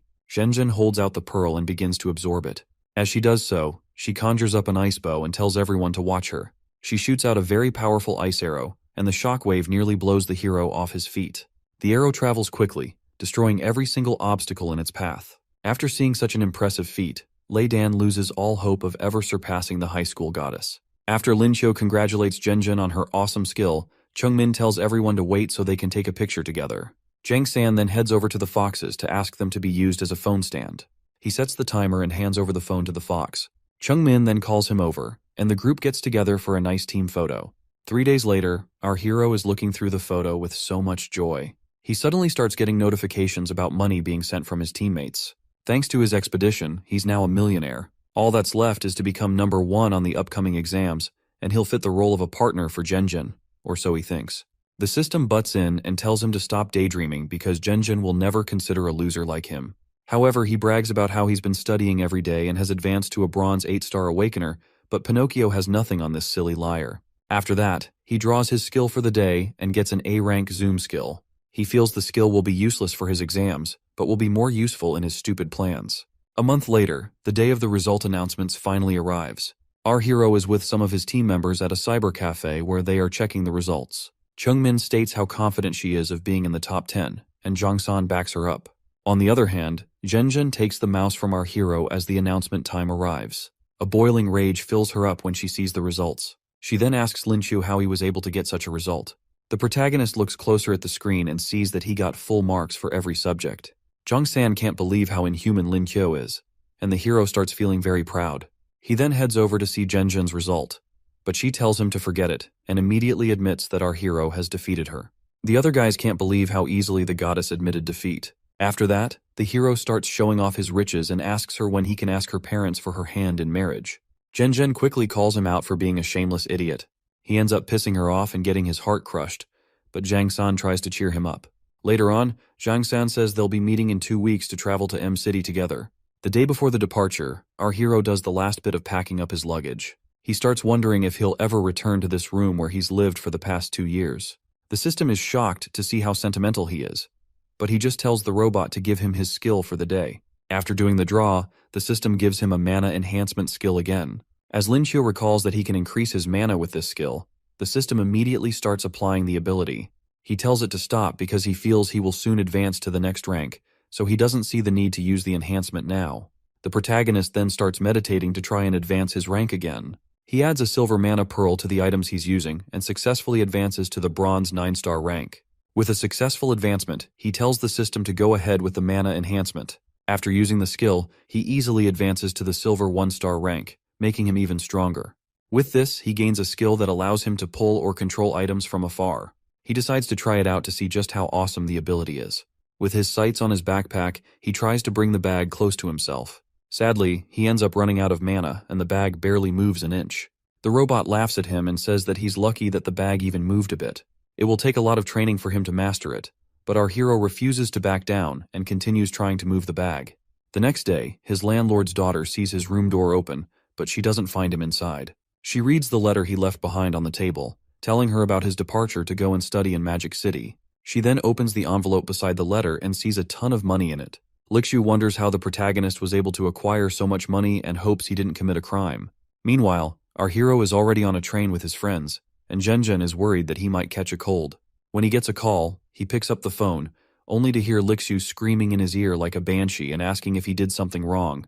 He tells her that it's all right and that he earned all the money legally. After that, she tells him to study hard and improve his foundation with hard work. Lixu also tells him to introduce her to his girlfriend if he ever manages to get one. When the train arrives at Magic City, our hero tells Lixu that he has to go. On their way out, Jung-sun remarks on how the hero's family must really care about him. The scene shifts to the bubbling town of Magic City, where we see a lot of people going about their daily business. A certain old man who is seen walking around is revealed to be Lu Zhen, Magic City's vice principal. He sees the hero with his friends and calls them over. He tells Lin Qiu that he knew they would come to his university and compliments them for their talents. The old man senses something off and notices that the protagonist is now a silver rank awakener. He tells the hero to come to his office once he's done with the registrations. However, our hero feels bad about being called to the principal's office on his first day. Later on, one of the staff members shows Lin Qiu and Jang-san to their room. When they get inside, Jang-san commends the protagonist for reaching silver rank so soon. The guy hopes that our hero's luck will rub off on him and he'll be able to grow at a fast rate too. Before heading to the principal's office, Lin Qiu accesses the system for his daily skill. He draws the physical enhancement skill once again and immediately applies it. After that, the system shows him that his current strength is akin to that of a gold 2-star power awakener. With this, the robot also informs him that future physical enhancements will come with an SS rank upgrade. Jang-san then reminds him to head over to the principal's office, and our hero quickly steps out. Lin Qiu arrives in the office and is told to take a seat by the vice principal. Lu Chen wants to ask him a few questions and starts by explaining the classification of ranks. He lists them from the lowest rank, bronze, to the highest, exalt rank, and then asks about the hero being an animorph. After confirming that Lin Qiu is a rabbit animorph, the old man wonders if Lady Luck visited the protagonist. Our hero tries to play it off, but he's nervous that the old man might know about his daily skill system. However, the old man continues to question how he was able to reach the silver rank so quickly. As Lin Qiu laughs it off, he tries to make up something to tell the vice principal. He tells the old man that he used mana pearls, but Lu Zhen still doesn't believe him. When asked about his number of skills, the hero says that he has 7, making the old man even more suspicious of him. Considering how influential he is, Lujin believes that the protagonist might not truly be a rabbit. However, our hero explains that he gained spatial abilities after evolving. Upon hearing this, Lujin is completely baffled. He didn't think that animorphs could evolve into other ability types. Linkyo then reveals his luggage from his pocket dimension, proving that his skills are actually true. After inspecting the luggage, the old man tells him that he has definitely come to the right university. He says it's because the principal, Ouyang is the only known true Valiance Awakener in the country. The protagonist gets really excited when he hears that the principal is also a spatial awakener, but he isn't at the school at the time. After that, Lujin asks if any others know about our hero's evolution, to which Lin Q responds that it's just his friends. The old man then tells him to make sure that his friends keep this a secret. Suddenly, the vice principal tells Lin Q to punch with all his strength. After seeing how good his physique is, the old man wants to test out his strength. Our hero charges up all the strength he can muster and lands the most powerful punch on the man. As the dust clears, he asks the old man if he's all right. Meanwhile, Lujin is nervously sweating with his feet planted firmly on the ground. After confirming that his physique is at the gold rank, the vice principal threatens to take the repair money out of Lin Q's scholarship. Moments later, he decides to give our hero a spot at a competition the following month since he has a gold rank physique. Despite the old man explaining how prestigious the exam is, Lin Q refuses to partake in it. He tries to persuade the protagonist more by mentioning the cash prize of the competition. Upon hearing the amount, our hero shamelessly agrees to do his best. As the hero walks back into his room, Jang-san welcomes him and mentions that their roommates have arrived. Lin Q struggles to hold in his laughter once he sees the guy with green hair. The guy's name is Zhang Hongyang, and he's a bronze 9-star awakener. After mocking the guy, our hero turns to the other person in the room and assumes that he's the father of the green-haired kid. The older guy walks up to him with an intimidating aura, and Jang-san explains that he's also one of their roommates. Regardless, the protagonist doesn't understand how this guy looks so much older than everyone else. After joking around, Hongyang suggests that they find out who is the oldest among themselves. They all bring out their IDs, and sadly for the rest, Lin Chu turns out to be the oldest person in the room. Hongyang is beyond pissed off when he sees this, and decides that the rest should refer to him as number 2. Someone passes by their room and informs them that the counselor has asked them to gather in a class. They all head out together and arrive in the classroom. As they approach the seats, the other students are shocked to see something. The old roommate quickly explains that he's also a student, but the others have already gotten the wrong impression of his looks. A lady walks up behind the protagonist and tells them to take their seats. Her name is Han Junning, and she's an 8-star Platinum Awakener. She introduces herself as the counselor to the class and tells the students to come meet her for any help. After that, she says the reason for the gathering is for them to select a class representative and introduce themselves. She gives an example by introducing herself as a 9-tailed fox animorph and stating what she likes. After that, she tells the students to start with the introductions and picks Jung-san to go first. The guy introduces himself normally and lets everyone know that he likes Chung-min. After Junning laughs off his direct approach, our hero introduces himself next. The counselor then tells the class to take a good look at the rabbit animorph who got a perfect score on the exams. Some students start gossiping about him, wondering if he got into the university with just his exam scores. However, the protagonist decides to ignore all the bad talk about him. When the students are done introducing themselves, they move on to selecting a class representative. Junning explains how all of them are special and says that she has selected 4 silver rank students to be candidates. They are Zhenzhen, Linqiu, Ouyangqian, and Sima Yan. She calls them out and gives each person 2 minutes to speak and try to win the votes of their colleagues. Sima Yan, who's an eagle animorph, decides to speak first. He introduces himself first with the usual formalities. Then he tells them that he's been a class representative since his elementary school days, and kindly asks for their votes. However, some people aren't impressed by his speech. The protagonist goes next, but he doesn't look very enthusiastic about it. He outrightly tells everyone he doesn't want the position and persuades them to vote for Zhenzhen instead. The counselor thinks he's just a troublemaker, but calmly gives the microphone to Zhenzhen. The high school goddess just asks everyone to vote for her and hands back the mic. As expected, her friends are all cheering for her. After that, the microphone goes to the last person, Ouyangqian. The girl sees how popular Zhenzhen is but doesn't feel threatened by her.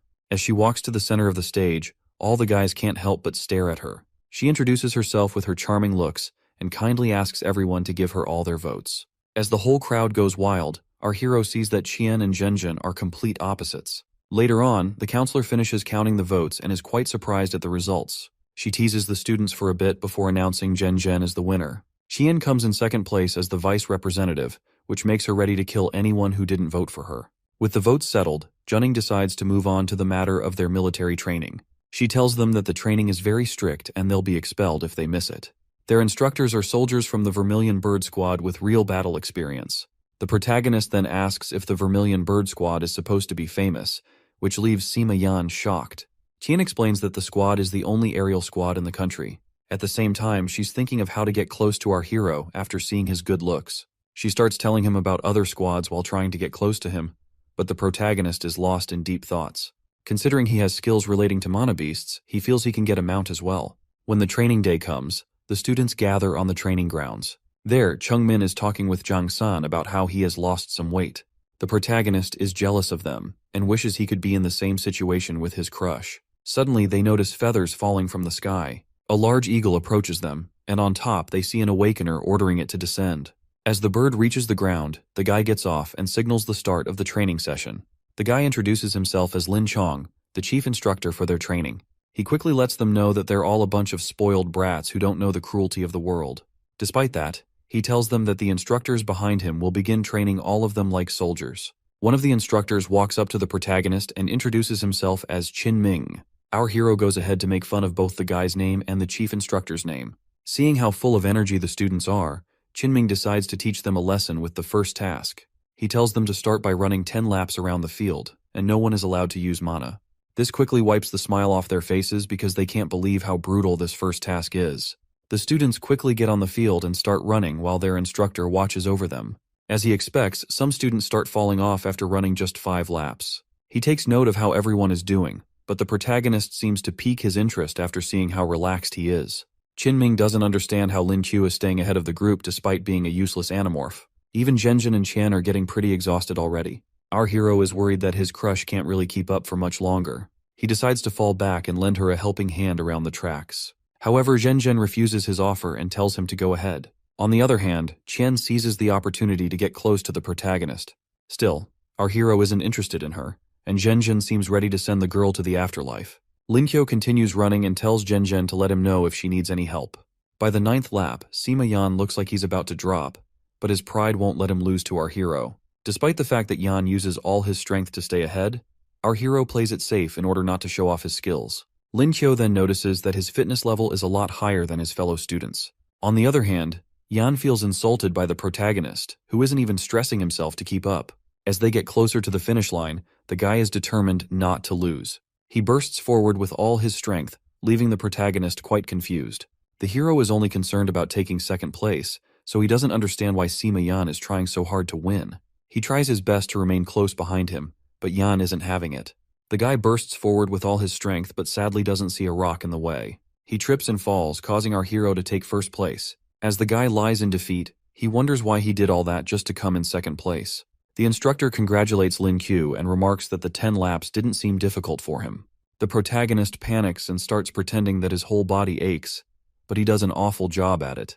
Qin Ming decides to keep an eye on him, which leaves our hero with little room to keep a low profile. Our boy puts all the blame on Yan and calls him a pathetic loser. On the other hand, Yan says the only reason he lost is because he tripped. He still hasn't realized that our hero was holding back. When the hero calls him a trash loser, Yan reminds him that rabbits are nothing but food for eagles. But our hero tells him that he knows nothing. As the remaining students finish up their laps, the instructor gathers everyone. With a rough evaluation of his students, he tells them to start doing a set of 100 push-ups for 5 sets. When the students hear this, they start to think their instructor is nothing but a cruel demon. Qin Ming tells them to start immediately and to keep count so that he can hear them. As the students get into position, they are warned not to skip anything, or they'll be given an extra set. Sima Yan feels he'll be able to win this task since push-ups are part of his regular training. However, he gets crushed when he sees our hero doing push-ups at an inhuman speed. Lin Qiu thinks there's no need for him to hide his strength any longer, so he might as well go all out. The instructor sees how impressive our boy is and decides to keep a closer eye on him. The students are completely exhausted when they finally finish their sets. They all complain about their instructor being a demon, and how they can barely move after that intense session. Qin Ming gives his students 2 hours to rest before they move on to their afternoon session. Seeing how depressed they are, he decides to give them a chance. He'll reduce his power to their level, and if someone can beat him, the person gets to skip training for the month. Sima Yan then asks the instructor if he's positive about restraining his power level. When the man confirms it, Yan accepts the challenge. The protagonist asks if they're allowed to use weapons, and the instructor agrees. When he mentions that he wants to use a killer weapon, The instructor reminds him that guns are not allowed. Our boy might just be crazy enough to pull a stunt like that. However, he lets the man know that he plans to use a spear. After that, they leave to run later for the challenge. Meanwhile, in the observation room, the vice principal tells Lin Chong that our hero is a promising student currently. After hearing about how he fought the old man, the chief instructor becomes more interested in seeing Lin Chu for himself. After that, he guarantees the old man that he will complete the mission given to him. When Lu Jin tells him to get his scar healed, the chief instructor says that he won't until he pays back the culprit. The scar is a reminder of the pain he experienced at that time. The old man is worried about him and hopes that he finds the culprit soon enough. On his way out, Lin Chong tells the vice principal that he has found some clues and it won't be long before he exacts his revenge. When the time for the afternoon session comes, we see our hero searching for something. When Jung-sun approaches and asks what he's doing, Lin Chu says that he's looking for an appropriate weapon. The hero recalls that he broke the last weapon that was given to him. Suddenly, Zhaoxi appears out of nowhere with a weapon in his hand. The guy hands the spear to the protagonist and tells him to use it. After seeing how awesome the weapon is, he thanks Jang-san for the gift. His friend as well is glad that he likes the spear. They head back to the training grounds where their instructor is about to take on the first challenger. Sima Yan walks up to the instructor as the first challenger. He states that he is an eagle animorph and wishes his foe a good fight. Qinming recalls sparring with these types of animorphs and asks his opponent to transform before they start the fight. Yan quickly activates his ability, morphing his hands into majestic wings. From there, he takes to the skies and comes hurling down with a powerful slash attack. Meanwhile, the protagonist thinks the guy looks so cool while being able to fly and attack. The instructor hardens his body with metal and blocks the guy's attack. Feeling frustrated, Yan tries a different attack, but it still gets blocked by the instructor. On the other hand, our hero sees that the instructor's confidence comes from his rare metallic defensive abilities. As the dust clears, the Eagle Boy sees that his foe is completely unharmed. Qinming sees that the guy is almost out of mana and asks if he'll admit defeat. With no other choice, Sima Yan sadly admits defeat. When the instructor calls for the next challenger, Chen walks up to take him on. Qinming takes his stance and signals for the fight to begin. The girl shoots out a fireball, but the instructor is confused as to why the attack is slow and less powerful. He then decides to rush forward to take the offensive approach. He walks right into the girl's trap, and Chen starts hurling a barrage of fireballs at him. The instructor is caught off guard but still manages to put up his defenses, protecting himself. On the other hand, the girl charges up another spell and unleashes a huge fire tornado, nearly turning the instructor into a barbecue. As the raging fires keep coming towards him, the instructor puts up a defensive barrier, but he can't endure the flames for long. Qian continues to put the pressure on him regardless. With no other choice, she admits defeat after exhausting her mana. Meanwhile, Qinming acknowledges the girl and her overwhelming strength. Next up, Zhenjin approaches the instructor to take him on. She asks if he needs to rest before they start, but he lets her know that he has enough mana reserves. On the instructor's signal to begin, Zhenjin conjures an ice arrow and fires it at him. The man manages to block the attack, but he sees more ice projectiles heading toward him. He is quickly overwhelmed by the projectiles and sees no other way out than to turn his whole body into metal. Whenever he tries to get close to his foe, she fires the frost arrow at him, making things very difficult. Meanwhile, our hero is praising his crush for being so astounding. Eventually, Zhenjin admits defeat because she exhausted her mana, causing the instructor to survive by a thin thread. When the man asks for any more challengers, the protagonist raises his hand to take the stage. Lin Kyo asks the instructor if he needs to rest, considering how exhausting his last battle was. However, the man tells him that it's all right because he can recover swiftly. The chief instructor shows up and tells Qinmeng to rest and give it his all. The man asks Lin Chong if he's sure, and the chief instructor assures him of it. Meanwhile, the other students seem concerned about this match because they know their instructor has been holding back. While the guy gets some rest, the chief instructor heads over to the protagonist. Lin Chong confirms that the vice principal told him everything about the hero. However, he is surprised when our boy mentions his spatial abilities. Lin Q tries to play it off, but the chief instructor feels his skills might be helpful to him. Lin Chong then tells the hero to beat up the instructor really well. He tells them that the loser of their match will have to do 500 push-ups, but this doesn't faze Qinming. On the other hand, our hero's plans of keeping a low profile are completely ruined because he has to go all out right now. As the instructor powers up, he tells the protagonist to go ahead and morph. However, the hero tells the man that he doesn't need to, which leaves the instructor confused. The instructor feels he's being looked down on because it doesn't make sense for an animorph to be fine without morphing. He then starts the battle by launching his spear at our hero. Our hero is unfazed by the instructor's attacks because he sees that the man has no true skills with a spear. He easily defends against the attacks, but he still needs to find a suitable opening to land his own attack. As they clash, he breaks the instructor's spear and sends him flying away. The man crashes to the ground and lies there in defeat while the other students stare in amazement. Lin Chong sees that the principal was right about our hero's strength. Zhenjin also notices that he has gotten to a level of strength that she may not be able to pass.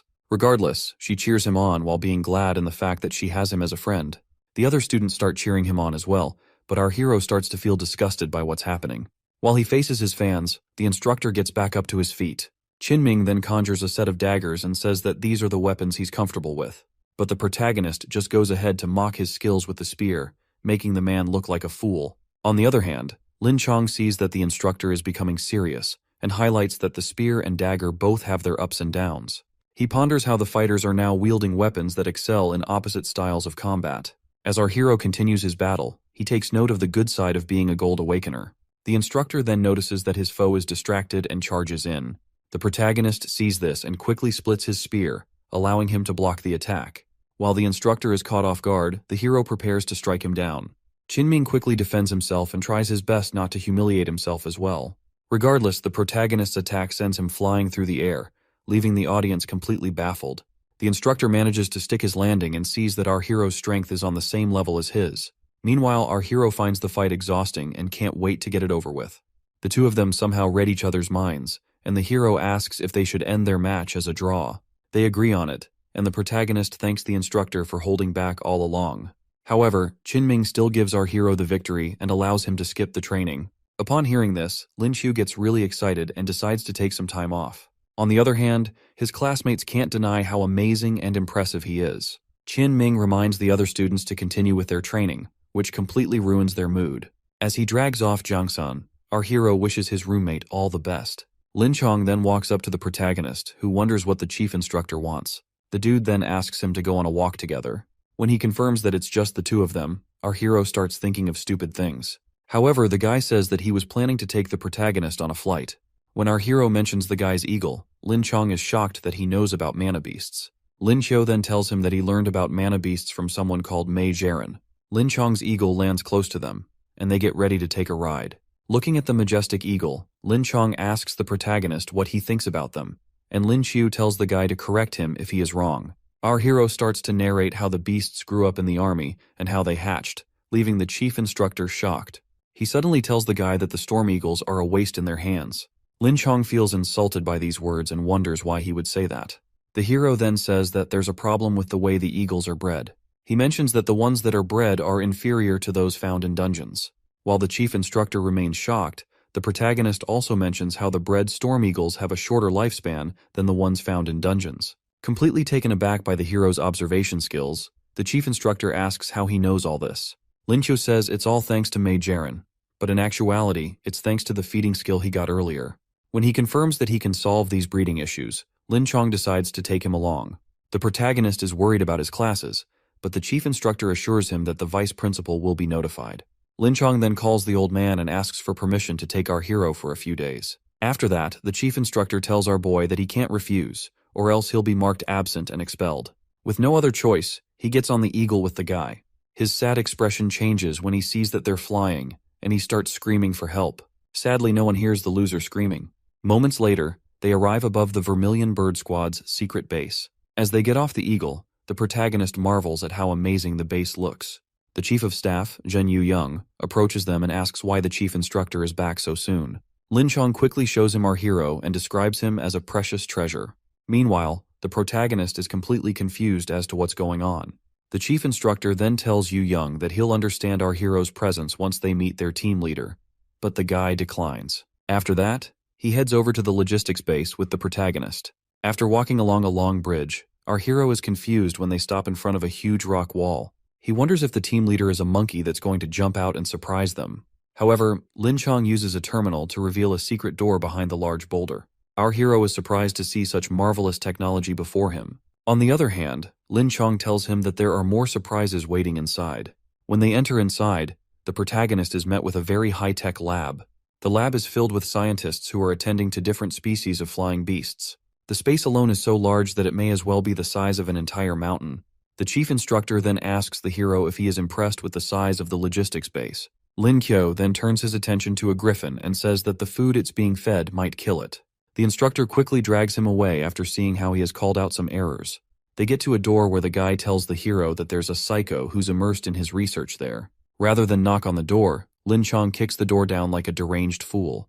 While trying to get through the dust, Lin Qiu asks the guy if there wasn't a better way to enter the place. As the dust clears, they see a blonde-haired girl who the instructor refers to as team leader Shen Xing. Lin Chong mentions that the girl is a gold-ranked demon awakener. Shen Xing finally turns back and notices their presence in the room. Meanwhile, our hero wonders just what a demon awakener is. The instructor tells him that these awakeners are rare, just like his spatial type abilities. That's when our hero realizes that the instructor knew about his ability all along. Lin Chong then tells him to hide while he wakes up Shen Xing from her deep thoughts. He says the girl usually enters her demon form when her thoughts are disturbed, and it's quite hard to beat her. As soon as he taps her shoulder, the team leader grabs her pistols and starts shooting sporadically. The guy manages to dodge the bullets, but it looks like Shen Xing has lost her mind. Our hero watches the fight from a safe spot and notices when the team leader runs out of bullets. However, a demonic aura starts to surround her, and frightening voices can be heard as well. Her nails grow into sharp fangs, and she also grows horns and a tail. With her demon showers, she charges straight at Lin Chong, but he erects a large wall to protect himself. Regardless, it's not enough to keep the deranged, demonic girl from shattering it.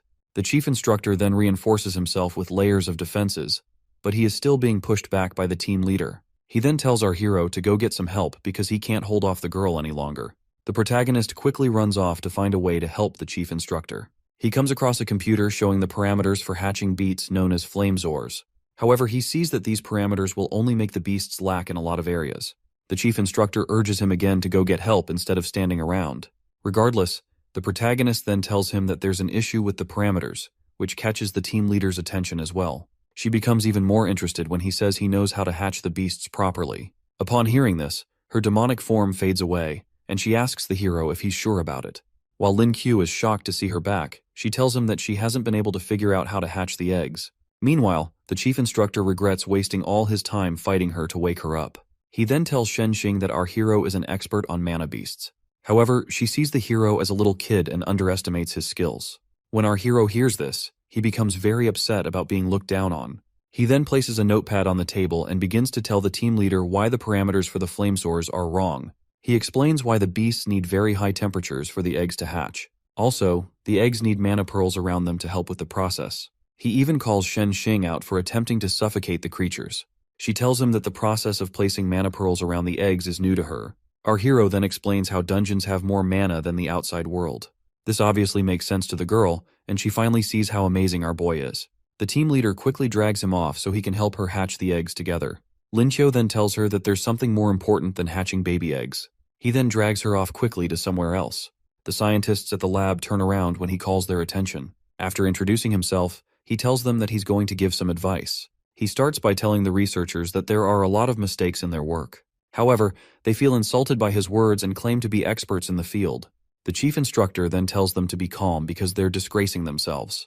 Realizing that words alone aren't enough, our hero decides to prove his words with actions. He tells the researchers to bring a storm eagle so he can experiment on it. However, the men are still reluctant to cooperate with him. Seeing that the scientists aren't budging, Lin Chong decides to bring in his own storm eagle for the experiment.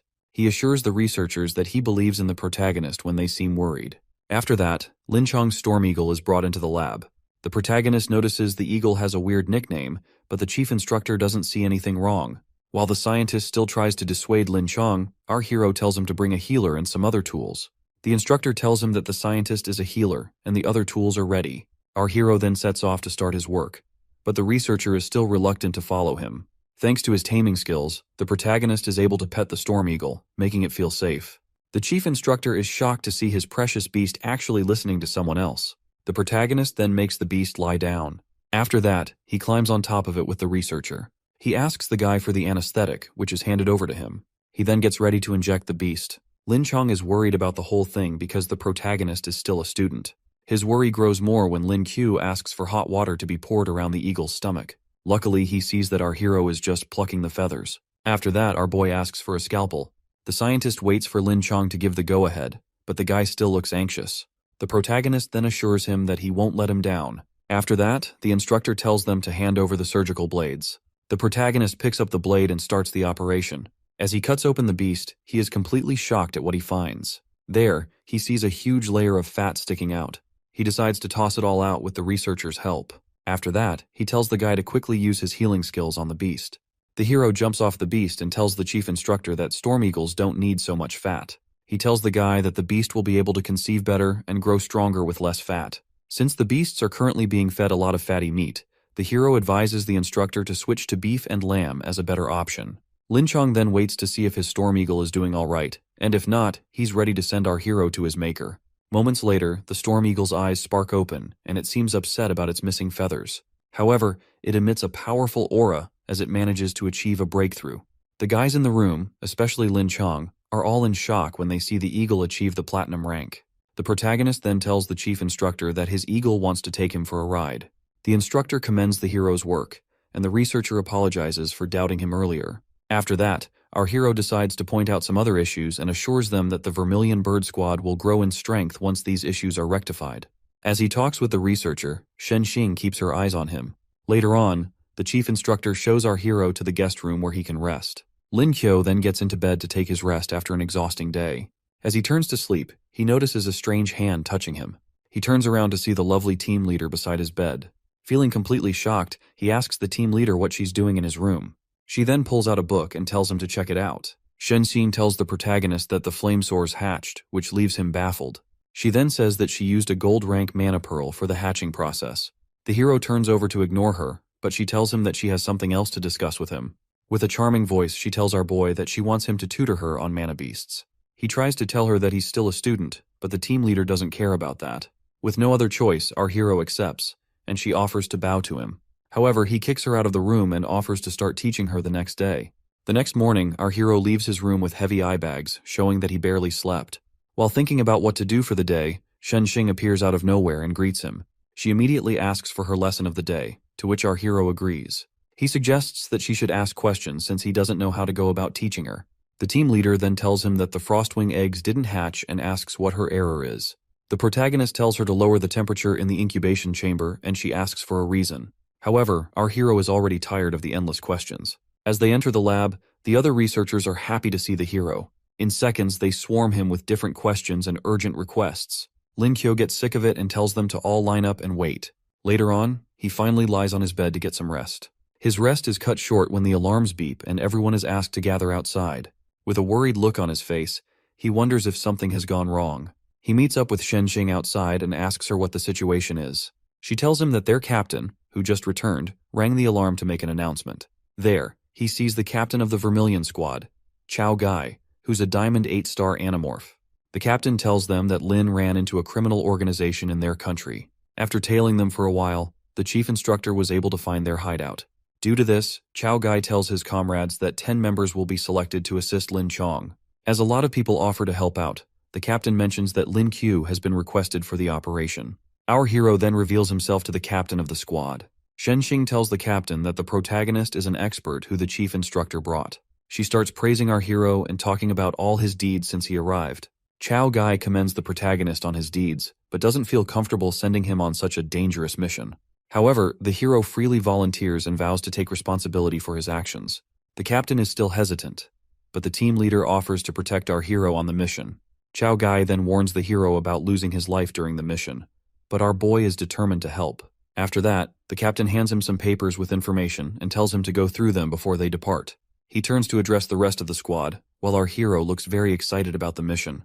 Moments later, Lin Qiu sets out on a storm eagle with team leader Shen. From what he read, their target is the Tiger mercenary group known for all kinds of heinous crimes.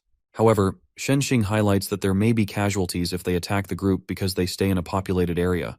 She also mentions that the group has an explosives expert, and she wishes they had a spatial awakener. So the plot armor thickens for our boy. Lin Qiu now understands why the chief instructor requested him. The team leader's phone beeps and she says that they're almost at Lin Chong's location.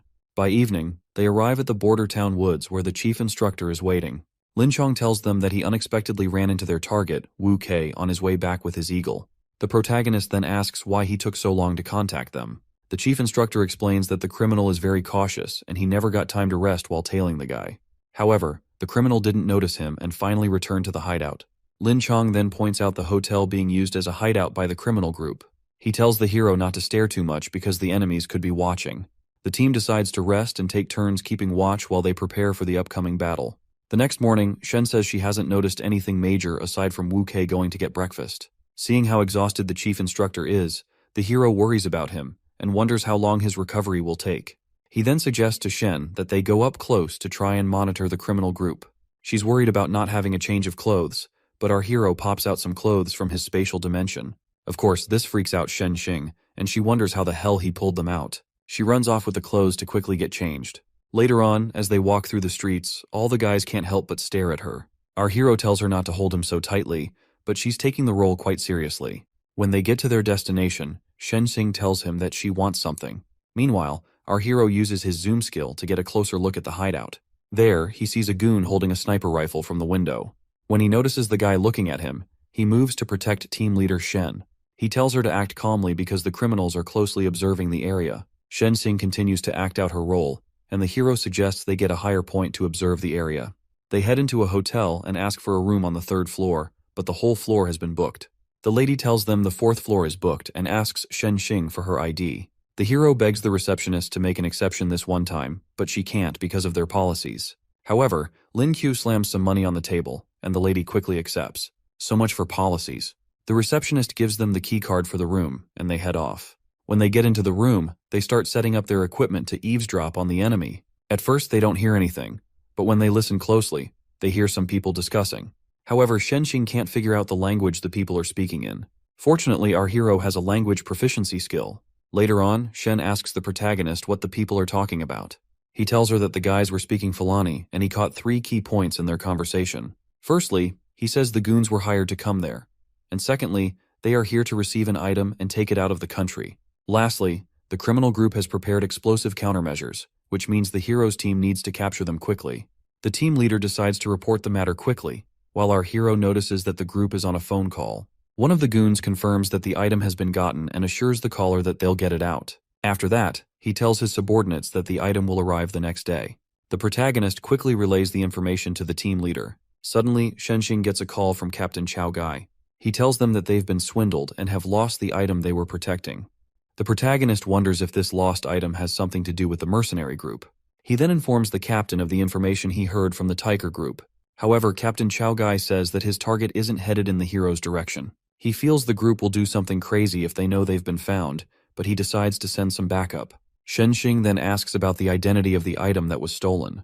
The captain tells her that it's the final design of the Awakener weapons left behind by the late Mr. Zhang Hong. The team leader is surprised to hear that Zhang was able to develop the Awakener weapons. After hearing how important this research item is, our hero and Shen Xing vow to complete their mission. Shen then explains that the Awakener weapons are designed to be imbued with mana to improve their damage. However, she feels sad that Zhang is not there to see his works come to life. The hero then tells her that they have to retrieve this item by any means necessary. Later, they meet up with the chief instructor and tell him what they've learned. Shen Xing suggests that they work together with the fire department to evacuate civilians before it's too late. Meanwhile, our hero goes ahead to draw his skill for the day. He ends up getting a couple of E-rank skills involving vehicles, but he wishes he had better luck and got something more useful. As if it's not bad enough, he gets a ventriloquism skill that allows him to imitate any sound. He suddenly sees that it's not completely useless and proceeds to ask Lin Chong a question. He asks about the potential location of the explosives, to which the chief instructor says that the criminals will be keeping it nearby. With that, our hero comes up with a plan for the mission. With a devilish expression, he tells the team that they'll set the place on fire. Shen thinks he's crazy, but Lin Chong tells our hero to keep explaining his idea. Lin Kyo tells them that the criminals wouldn't take the explosives once they see the building is on fire. He tells the chief instructor to disguise himself as police with some others and take the Tiger group while pretending to protect foreigners. However, the chief instructor asks how they'll retrieve the data once they eliminate the group. Lin Kyo then tells him to get Buck Tiger's phone or SIM card. With this, he can impersonate the guy and set up a meeting with their contact. Lin Chong warns that the contact will know Buck Tiger's voice, but the hero assures him that he can deceive them and retrieve the data. Shen Xing is really impressed that the protagonist is able to imitate voices. The hero also assures the chief instructor that he can teleport the explosives away before they explode. Seeing that this is the best option, Lin Chong tells his team that the operation will start at night. While they wait, the hero and Shen Xing head to the hotel room to keep eavesdropping. The protagonist is bored and tired of listening to whatever the enemy is doing. When Shen Xing hears a commotion, the hero tells her that the guys downstairs are just playing poker. He decides to get some rest while she continues to listen to the enemy group.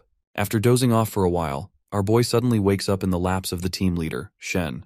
With him awake, she tells him to get ready, but Lin Qiu asks her why she didn't wake him up earlier. She tells him that she just wanted to get more rest. Our hero is shocked when he hears this and sees that the girl is concerned for him. He tells her to get the walkie-talkie and wait to move on Captain Lin Chong's command. Moments later, a raging fire begins to sweep through the building. The Tiger group hears the hotel staff telling people to remain calm and evacuate. One of the guys tells the others that the hotel is on fire. Seeing that they have a bunch of explosives, their leader decides that they need to evacuate. He tells the blonde-haired guy with an eye patch to stop wasting time and move quickly. However, the guy gets a crazy idea to do something with the explosives. Like the deranged fool he is, he arms the explosives and tosses the timer into the room as he leaves. Meanwhile, the fire department is trying to put out the fire from outside. As the Tiger criminal group runs out of the building, the protagonist signals to his comrades when he sees them. The goons enter a van, and Lin Chong tells the hero to get to the explosives quickly. Lin Qiu heads off to the third floor with the demon girl by his side. They get to Buck Tiger's room, where our hero starts putting the explosives in his pocket dimension. However, he quickly realizes that the bombs have been armed. He asks Shen Xing if she can defuse bombs, but sadly she can't. He tells her that the criminals activated a bomb, and there are only 3 minutes left. As our hero tries to figure out something, the demon girl has already lost hope, and doesn't mind going to heaven with him. However, the word heaven gives him an idea. He activates his teleportation door, which now has an increased range thanks to his rank. As she drags the demon girl along, he asks her if she's fond of fireworks. From the other side of the portal, they arrive on the rooftop of the building. The demon girl is impressed by such an amazing ability from our hero. Meanwhile, the protagonist makes some calculations to determine the best time to act. He concludes on a time frame of 17 seconds to toss the bomb. With 30 seconds left, he asks Shen Xing to throw him up very high. She wonders if he'll be all right, and he assures her not to worry. She then swings him around with her brute strength and tosses the hero into the air. Lin Qiu sees himself flying at an incredible speed, thanks to the demon girl's strength. With his speed slowing down, he opens his portal and uses it to keep going higher into the sky. With only a few seconds left, he opens the last portal and tosses the bomb inside like a Pokemon ball. As he falls back down, he says the last portal will teleport the bomb much further. The explosion then goes off in the sky like fireworks. Shen Xing admires the pretty bright lights with so much joy. However, the protagonist calls her attention and asks her to catch him at the edge of the roof. Thanks to the blast from the explosion, he's falling at an incredible speed and might be meeting his maker soon. He turns and sees that the demon girl will not make it in time, so he accepts his end. Regardless, Shen Xing bursts forward and tosses herself off the roof to catch him. She manages to grab his leg while holding on to the edge of the rooftop. She slams him back on the roof, nearly shattering his spine. But at least he is saved. The protagonist asks for some time to recover his mana, but the demon girl assumes he's fine since he's moving well. He still insists on recovering, and Shen Xing tells him that using a mana pearl is the best way for him to recover. She hands him a gold rank mana pearl, which he absorbs quickly. With his mana fully restored, the protagonist is ready to take on the mercenaries. Meanwhile, the enemy group is still being driven away by the chief instructor. He hears the explosion and wonders if the hero and Shen Xing are all right. While he's lost in thought, one of the mercenaries asks him where they're going. Lin Chong tells him that there is a minor issue and that they'll soon arrive at their destination. The guy then tells his comrades to prepare for battle because he senses something off. The chief instructor arrives at the destination, hoping that his comrades are ready to make a move. He quickly attacks the guy with an eye patch. By the time the mercenaries realize he's not a cop, one of them is already dead. He leaves the car after dealing with the goon, only to see the whole area up in flames. He sees that the battle has already begun and the enemy has only lost the weakest of their group. His female subordinate then tells him that something isn't right. She's revealed to be a healer, and she tells him that there's poison gas in the air preventing her from using her mana. He gets discovered by the other mercenaries, and the one responsible for the poison reveals himself. The guy reveals that the poison will affect all those around, and he has also activated a deadly toxin. Instantly, the chief instructor starts to feel the deadly effects of the toxin affecting his body. Aside from him, he also notices that the toxin is affecting his comrades even more. The crook asks for his identity, and Lin Chong introduces himself to the guy. The guy reveals that he knows about the chief instructor, especially where his scar came from. Upon hearing this, the chief instructor demands to know where the person is. However, the criminal unleashes a rhino animorph to put an end to the instructor's life. Without delay, the rhino charges forward to destroy his target. The chief instructor uses his earth abilities to reinforce his hands. He then grabs the rhino's horn and lifts it into the air with all his strength. He tosses the beast aside, sending it crashing into the nearby trees. The criminal tends to his beloved Animorph, while he tells his comrades to attack the Vermilion Squad members. The deputy commander, Mark Roos, uses his wind abilities to strike the team. However, Lin Chong is able to protect his comrades with a rock wall. While doing that, the rhino charges straight back at him. He sets up a defensive barrier to protect both himself and the rest of his lackeys. The rest of the squad members urge their captain to run and save himself, but Lin Chong is ready to sacrifice his life for them. As he fends off the rhino, the Wind Awakener comes from behind to finish him off. The guy attacks with a powerful gust of wind, while his comrade watches the battle. Lin Chong is grazed by the attack, but he stands his ground and continues to defend his people.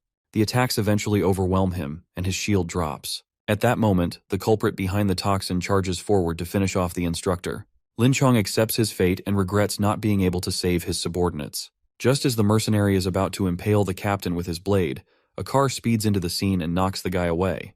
As Lin Chong tries to make sense of what happened, our hero jumps out of the vehicle with the lovely Shen Xing in his arms. He announces his presence in style and sees that the captain is still alive. Lin Chong then tells him that Wu Kei is a poison awakener, and he walked right into the guy's trap. Meanwhile, the other mercenaries are trying to tend to their wounded commander. They tell their healer, Mimiko, to heal Wu Kei while the others go to fight. The protagonist tells them to wait while he gets ready for battle as well. The mercenaries are shocked to see that the hero can understand and speak their language. However, they ignore him and charge forward to attack. Shen Xing then morphs into her demon form to face the criminals. While they are shocked by her appearance, she lunges forward to rip them to shreds. The mercenaries manage to deduce her rank as one of them raises an earth wall to defend. The demon girl is able to charge over the wall and use her sharp claws to slash the guy's hand. The other mercenaries decide to work together after seeing that a demon awakener is not to be underestimated. As the battle rages on, our hero is uncertain of who will be the victor. His attention then turns to Lin Chong and his squad members, who are in a very bad state. The female squad member tells the hero to save the captain because the poison has already done too much damage. However, he takes her hand and decides to deal with the situation quickly. While she is confused by his actions, Lin Chu starts to treat her immediately. Luckily, he was able to get a medical proficiency skill earlier. He checks her pulse and figures out how the toxin is working in her body. The girl is shocked to see that the protagonist is good with mana beasts and medicine at the same time. He simply tells her he has a wide range of hobbies while searching for something in his pocket. He then pulls out a surgical blade, causing the girl to panic and be worried. However, he urges her to relax and quickly slashes her once. He holds her hand gently while she bleeds out all the bad poison. Slowly, her vision and mana flow start returning to her, thanks to our guy's skills. The girl then urges the hero to go and treat the other squad members, but he reminds her that she's a healer who should be doing that. Moments later, we see a healer tending to Wu Kei's wounds. He recovers and wonders how long he was knocked out. Nevertheless, he is baffled when he sees members of the Vermilion Squad recovering from his toxin. He doesn't understand how their healer was able to get the toxin out of her own body. He also sees that their boss is having a hard time with the ongoing fight as well. In order to save his group, he decides to release another wave of deadly toxins. As the poison spreads out, Wu Kei feels unbothered because his comrades all have antidotes for it. Shen Xing stops her fight as the poison gas gets closer to her. The mercenaries tell their healer to heal them, believing that the demon girl has been poisoned. However, they are taken aback by what they see. Like the demon she is, Shen Xing sucks up all the poison and says it's very delicious. This girl is a complete crackhead. The toxin only succeeds in empowering the damage of her claws. She walks up to Wu Kei, who is frightened and looks like he's about to wet his pants. The demon girl slaps him away, leaving the others completely scared of her power. She slowly approaches the remaining mercenaries, and all they can do is scream for their lives like pathetic wimps. As night falls, all that can be heard is the pathetic screams of the criminals as Shen Xing mops the floor with them. Even her comrades are completely scared of her. The hero is confident that the criminals will eventually surrender after taking so much damage. Lin Chong heads to report to the captain of the squad, and he reminds his people to spare Wu Kei. When the hero asks why the guy needs to be spared, Molly explains that the criminal commander might know the location of Lin Chong's sworn enemy. Lin Kyo is shocked to hear that the chief instructor has a sworn enemy. Molly explains that 8 years ago, Lin Chong had joined a mission with Wu Haiyuan, who was the captain at that time. They were tasked with bringing back a valuable item to the country. Captain Wu's unit was ambushed by a strange force on their way back, and the captain was no match for the powerful forces and the strange man. In the end, the squad members sacrificed themselves for Lin Chong to escape. That was when he got the scar on his face, and he swore to leave it as a reminder of what happened. Lin Chong kept beating himself up for what happened then, and wished he had died like the rest. Molly also says that Wu Haiyuan must feel conflicted about letting the chief instructor live. The hero can also tell that Lin Chong hasn't stopped thinking of that time. While he wonders how powerful that enemy has become, Molly sees a horrible sight. Team leader Shen ends up killing the commander and deputy commander of the Tiger mercenary group. So much for keeping an eye on her. Lin Q notices that the team leader's condition is a bit unusual. At that moment, the demon girl achieves a breakthrough and reaches the platinum rank. According to Lin Chong, once a demon awakener achieves this rank, they can retain control over their mind. She then asks her captain if she should finish off the remaining mercenaries. At their plea, he decides to bring them back for interrogation and ask them some questions. He asks them if they know how he got the scar on his face. But the healer Mimiko doesn't understand his language. The protagonist then translates for them and threatens the criminals as well. The goons don't know anything about Lin Chong's scar, and the hero relays this to him. Mimiko then tells them that Wu Kei is affected by demon poison and she can't heal him. Team leader Shen offers to wake up the guy with her demonic methods. She uses her demonic touch to remove the poison, and the guy finally wakes up. He sees the demon girl and is completely frightened. He shrivels up in a corner like a loser and begs her not to eat him. The chief instructor then asks her to take the other two criminals to a corner. After that, he starts to interrogate Wu Kei, asking what he knows about the scar on his face. The guy refuses to answer, but Lin Chong assures him that he'll be kept alive like his remaining comrades. However, the poison awakener doubts he'll be let free, considering how many crimes he has committed. The guy then asks the chief instructor to swear on his squad's name that he'll be let go once he gives the information he has. He knows the instructor and his squad are big on vows and rules, so he wants to leverage this for himself. The chief instructor then swears that no one from his squad will attack Wu Kei after the guy reveals the information. Feeling glad that Lin Chong actually made a vow, the criminal decides to be a man of his word as well. He reveals that the instructor's sworn enemy is known as Capella from M Nation, and he's a berserk awakener. The last time Wu Kei saw him, the guy was at the peak of the diamond rank. The goon says he got the information from one of Capella's underlings known as Jabari. The instructor assumes he's right, considering his investigations have all pointed at Capella. After that, he decides to let Wu Kei go free. The instructor gives the criminal the final chance to leave, but the guy wonders if his actions are worth it. The protagonist admits that there's no reason to let a scumbag like him walk free. However, the guy asks if he isn't afraid that people will find out about the vow. Our hero then reveals that he isn't part of the squad. He lunges forward to teach the goon a lesson and lands a haymaker that shatters the guy's jaw. After the guy gets knocked out, Lin Chong shows the protagonist Buck's phone. He also thanks the hero for all he's done to save their lives. After that, he asks Lin Chu about the explosion he heard. The protagonist explains that the explosives were detonated safely after criminals set them up. The only problem is that the hotel suffered a lot of losses. Once again, the chief instructor humbly thanks our hero and bows. The protagonist tells him that he isn't worthy of so much praise. Lin Chong then tells him to call him by his first name, so it doesn't look like they're so distant. After that, they head off to rest and interrogate the other two mercenaries. The next day, our hero starts to interrogate Mimiko, and she agrees to comply. She introduces herself to him and says she was taken away by Buck when her healing abilities were discovered. Shenxing calls his attention and reminds him to take the interrogation seriously. He finally focuses and tells the criminal that she'll be punished for hiding anything. Mimiko isn't sure who hired her, but she says someone from M Nation spoke with Buck when she was in the room. She says the person's code name is Great Teacher, and it seems like the person has a high position in the country. After that, Lin Chu asks her how much she was paid to partake in the mission. When she says they were offered $100 million, the hero completely loses his mind. According to her, they'll get $30 million as an initial payment, then the rest will be sent to the mercenary company's account. The hero worries that Buck is the only one who can access the account, but Mimiko reveals she also has the password. After that, the hero asks Shen Xing if there are any computer hackers around, and she tells him they have a guy known as Yang Fan. 10 minutes later, Yang Fan arrives in the interrogation room and meets Lin Chu. Our hero tells the guy to transfer all the money from the mercenary account to their own. He then tells Shen Xing to keep most of it and asks for a small share. The demon girl then agrees as a way to thank him for all his help. The hacker manages to get into the account, and they are all shocked at how much money the criminals have. However, the small change our hero is expecting turns out to be smaller than he expected. Shen Xing tries to cheer him up and suggests using her power to give him some more money. However, he refuses humbly and tells her to keep everything. She mentions that she planned to give him 10 million, and our hero's eyes light up like a deranged addict. He ends up sulking in the corner after realizing how much money he just gave up.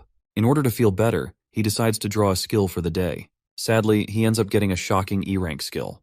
The protagonist analyzes the skill and discovers that it allows him to appraise the authenticity of an item. He sees this as the perfect opportunity to make all the money he wants. He keeps daydreaming until Chong asks what he's so lost about. The chief instructor reminds him that the contact will soon reach out to them. They all gather together, and Chong tells the hero that it's all up to him. When the phone rings, Chong hands it over to Lin Chu and tells him to put it on speaker. The hero changes his voice to resemble Buck's own and communicates with the contact. The other criminals are shocked to see how well he can imitate their boss's voice. The contact then says that he'll arrive in the next 2 hours. When the call ends, the protagonist assumes the contact is a citizen of Z Nation and tells everyone to be cautious. Chong tells the other mercenaries to cooperate, or it'll be the end for them. The 2 mercenaries assure him that they'll do their own part. After a while, Shenxing sees that the contact is 20 minutes late. The protagonist asks if they should contact the guy, but Chong tells him to wait. He wonders if they got exposed, but at that moment, they get a call from the contact. The guy tells the hero that there's a delay on his end. He then reveals that the item is in locker number 35 in Suguo Supermarket. When Lin Qiu asks the guy about meeting face-to-face, the contact tells him it's better to keep things anonymous, and he ends the call. The demon girl then asks her teammates if they should go and retrieve the item. The hero disagrees with her because he thinks the enemies might be watching them. He feels it's better to keep themselves safe. Chong also wonders what else they should do about the situation. The hero then hints at using one of the mercenaries to pick up the item. 10 minutes later, at the Suguo market, the mercenary, Eto, walks into the building.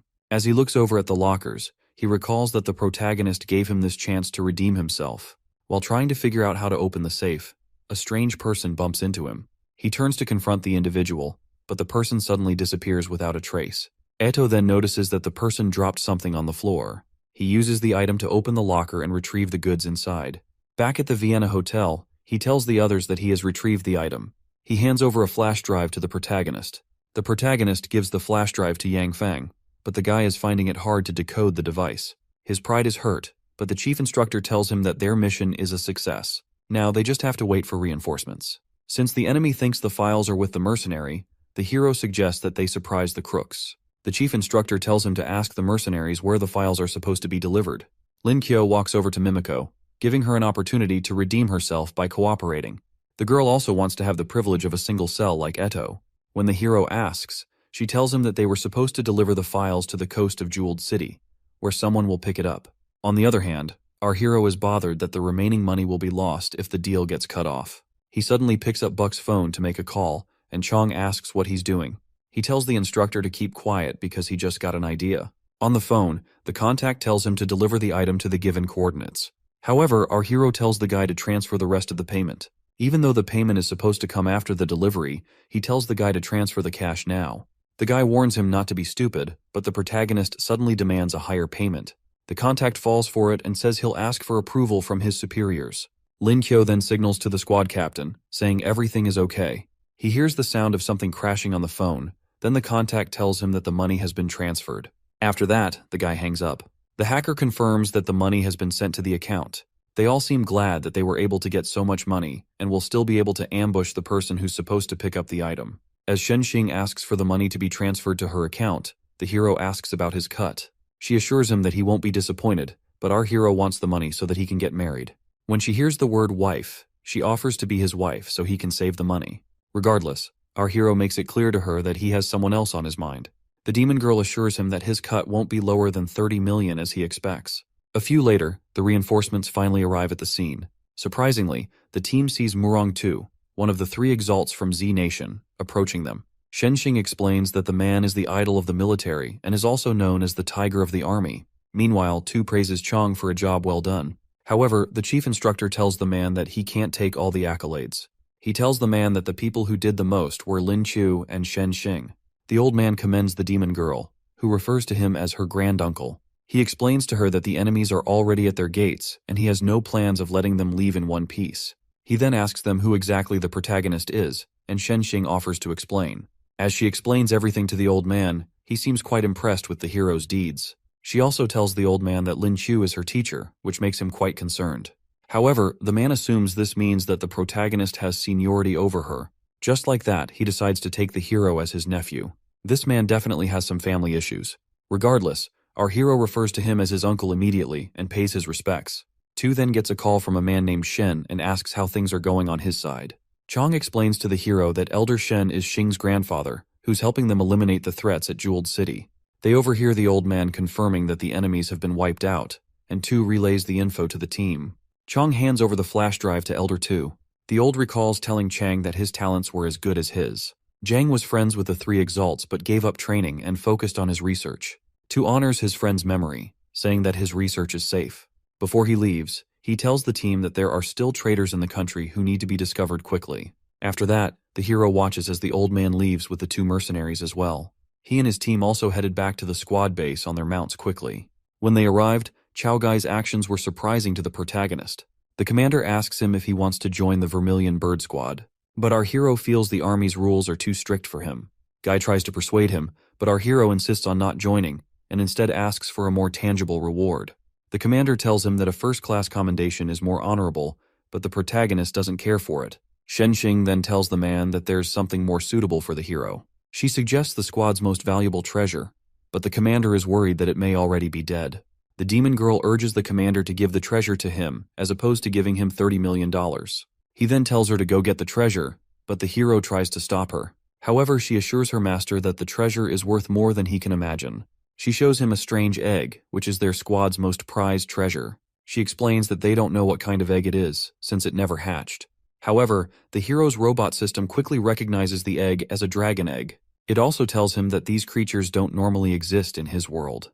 The system makes fun of the so-called dragons in the West, referring to them as mutated lizards. As the hero wonders if the egg has parents, the system tells him that it can't sense their energy signature. He decides to make the dragon his mount, but the robot tells him that hatching it won't be easy. However, Lin Q plans to use his incubation skills to hatch the egg. As Shen Xing slaps the egg, he tries to stop her from breaking it. Regardless, she tells him that even bullets can't pierce the egg. This crackhead actually tried to shoot it. Not only that, but she also used her demonic powers on it. The commander tells the hero that Xing studied the egg for 3 months, but couldn't make any progress. After that, the hero tells them that it's a dragon egg. The commander is completely shocked to hear that it's the same type of dragon spoken of in legends. Lin Qiu tells the commander that he can still have the egg if he is given the $30 million. The demon girl wonders if he's giving it up because the egg is hard to hatch. However, the hero explains that hatching the egg is easy with mana. The first way is if an exalt transfers mana to the egg, it'll hatch in 10 years. The second way the egg can be hatched is by using 2 exalt mana pearls. Xing and the commander tell him that these 2 methods will be very hard to do. Seeing no reason to take back the egg, Chao Gai tells the hero to keep it. Lin Qiu figures he can take his time to hatch the egg once he becomes an exalt. Back in his room that night, he starts transferring some mana to the egg and plans to do it every day. He suddenly gets a strange feeling and manages to break through into a 2-star silver rank awakener. After his breakthrough, he brings out a gold mana pearl and wonders if he should absorb it or use it on the egg. He decides to absorb it and says the mana will be useless to the egg anyway. After absorbing it, he achieves another breakthrough into a 3-star silver rank. With that done, he sees he needs a little more to achieve the 4-star rank. However, all he has left are some skill pearls. He puts the dragon egg into his pocket dimension, while thinking of a way to sell the skill pearls for some money. He decides to ask Chong if his squad will buy some pearls after getting some good sleep. The next morning he runs into a dilemma when he can't find his skills. He cries to Chong, telling him that his pearls are all gone. However, the chief instructor doesn't think that a thief would have been able to get into his pocket dimension. The hero thinks about it for a moment and realizes that the dragon egg must have eaten the pearls. He tries to get the egg to give him back the skill pearls, and complains about how much money he would have made.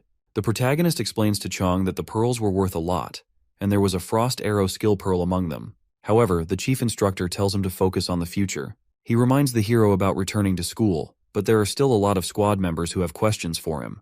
Even Shen Xing can't wait for her master's lessons. For a brief moment, our hero wonders if it's better to take on military service instead of going back to school. With a worried look on her face, Xing asks the hero if he is leaving already. He tries to explain that he's still a freshman in school, but he doesn't understand why she's acting weird. Tears start welling up in her eyes as she tells him that he can't leave because of their research. Our hero is disappointed to see that she's more concerned about the research than him. Poor guy. However, he wonders how he can help the researchers with their work. He tells them that he can't possibly answer all their questions. He tells them that he'll write a book that will help answer all those questions in one go. While the researchers praise him, the demon girl still seems concerned about his departure. The next couple of days, our hero spent his time writing his book on mana beasts. When he was almost done, he had awakened new skills concerning nursing and caring for the beasts. He finished the book, and copies were made for everyone in the Vermilion squad. Back in his room at night, Xing is sulking in a corner while our hero packs up his stuff. He tells her that he'll be leaving the next day to resume his classes. She then asks him how he was able to gain so much knowledge on mana beasts at such a young age. He tells her he has a master, Mei Jaren, who taught him all he knows. However, Xing deduces that the name literally means, "this person doesn't exist." She asks if he's trying to fool him, but he tells her she's overthinking it. After that, she thanks him for all the help and knowledge he has given to her squad. She also commends him on helping with the Awakener weapons as well. Xing tells her master to come visit whenever he has the time. The next morning, Lin Chu tries to leave quietly before everyone wakes up. He flips the whole room in search of his headphones, but he can't find them. He decides to leave without it. When he gets outside, he sees Captain Chao Gai standing with his squad members. The captain commands his soldiers to stand at attention, leaving the hero surprised. The squad salutes Lin Chu as he leaves. The whole thing shocks him, leaving him with some mixed feelings. However, he salutes them back before heading off to join Chong on the Storm Eagle. The captain still regrets that he wasn't able to recruit the hero into his squad. Xing then tells him that the Vermilion squad probably doesn't suit the hero. As he flies off in the distance, she also says that the squad might have limited his growth. Later on, he arrives at the university, and Chong reveals that he was the one who told the squad members about his early departure. However, our hero is very upset about this. Regardless, the chief instructor explains that he has as much prestige as the squad's captain. He then tells the hero to come to the instructor's dorm to tell Qin Ming all that happened, but the protagonist prefers to go see his classmates rather than the vice principal. Later on, he heads to his dormitory room and hears Zhang San complaining about him knocking so early. When he goes in, he sees a slim guy who resembles the fat healer. However, he has no idea who the person is. He assumes he's in the wrong room, but Zhang San reveals that he is actually the one. I guess the military training took a toll on him. His other roommate explains that Zhang San kept getting slimmer during the military training. However, the protagonist still finds it hard to believe that the fatso got like this in a month. His friend tells him that he has become a celebrity at the university since he left. The guy then tells Lin Q that the summary presentation will soon be starting, and our hero wonders if he'll get to see his crush. The scene shifts to the sports field, where a lot of students have gathered. Our hero also arrives there while feeling very anxious. The healer teases him, asking if he's looking for the prettiest girl in school. That's when someone calls out to him, and our hero sees the beautiful Zhenjun. As he tells her that he's back, Qian also shows up to ruin the sweet reunion. As usual, she starts throwing herself all over him and asking if he just got back. However, our hero sees that Zhenjun is furious and ready to skin the girl alive. He moves to his crush's side and tells the other girl that he came to see her. After that, it is announced that the presentation is about to begin. Beside Lu Zhen, we see Ouyang Zhe, the university chancellor and also a spatial awakener. The protagonist takes note of the old man when he enters the field. The man waves over to him and offers him a seat when he approaches. Lin Qiu tells Zi that it doesn't seem appropriate, considering that a lot of people are watching them. However, the old man tells him that he has gained honor from the university, and he's willing to tutor him when he has free time. With no other choice, the hero takes a seat beside the chancellor and thanks him for the praises. The other freshmen see the hero sitting beside the chancellor and wonder why he gets that much privilege. Even Zhenjun starts to feel a distance grow between them, but she is still very happy for our boy. As the presentations go on, the protagonist starts to get bored of the whole thing. He then accesses the system to awaken his daily skill. Fortunately, he acquires an A-rank lightning skill. He quickly accepts to use it and is glad he didn't get a trash E-rank skill this time. He also gets a chance to fuse it with his Animorph skill, and he quickly accepts it. After that, his Dorabon evolves into Dorelic Bit, leaving the hero quite baffled. The robot starts chanting a script, and the hero wonders if he can use his lightning abilities already. The system confirms it, and he's glad that he doesn't have to do the weird chant before using his ability. He also gets the ability to generate static electricity by rubbing his hands together when he morphs. Considering he's a shameless degenerate, he has confidence in his ability to use this well. He also gets 2 other powerful skills that can deal a lot of damage to a single target, and that's also a long-range attack. Seeing that these are single-target skills, he concludes that he needs to look for a multi-target Pearl skill. With his ability at S rank, our hero feels like a complete badass. The presentation finally comes to an end, and the military service is over. He then sees Zhang San thanking Instructor Ming for helping him lose weight and train hard. The vice principal then approaches and calls him. He tells the hero that the chancellor is waiting in the training room to teach him. As they enter the training room, Lu Zhen tells the hero that the room is not being openly used because classes haven't resumed. The hero then sees the chancellor, who is actively training. In that brief moment, our hero feels like the old man is going to use him as a punching bag. Z then tells Lin Qiu to attack him with everything he's got.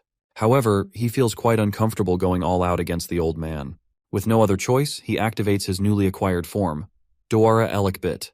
The furious lightning buzzes around him as he prepares to attack the chancellor. The old men notice his form as well as his power being stronger than before. The protagonist opens up a portal and appears behind the Chancellor instantly. With his lightning-imbued fists, he punches the old man, who gets staggered by the electricity. After that, the hero retreats through his portal to a safe spot. On the other hand, Z takes note of the impressive abilities of the protagonist.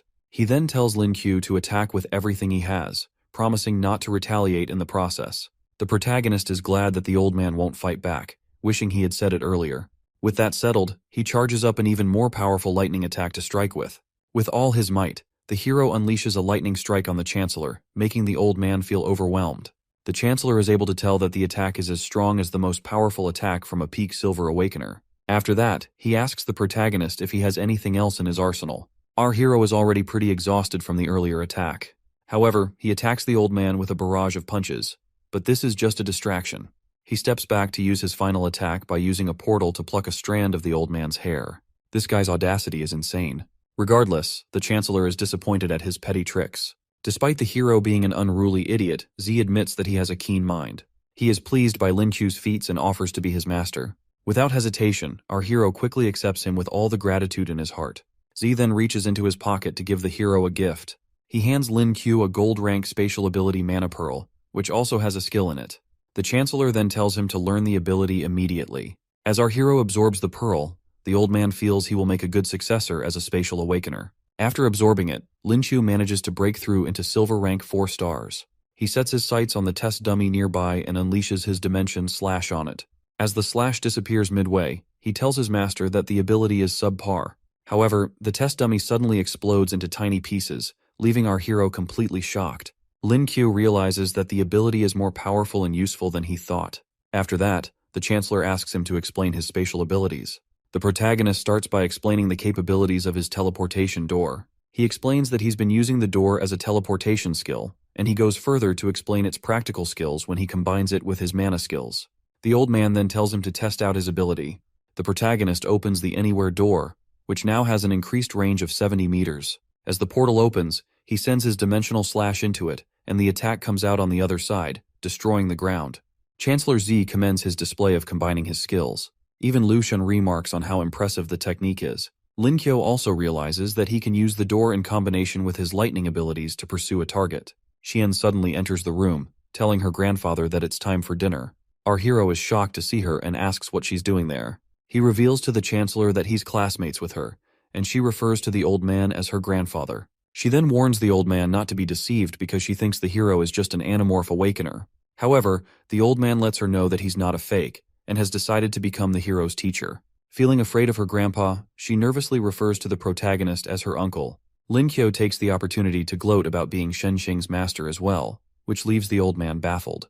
Z then tells him to take care of his granddaughter when classes resume, but she doesn't seem too fond of this.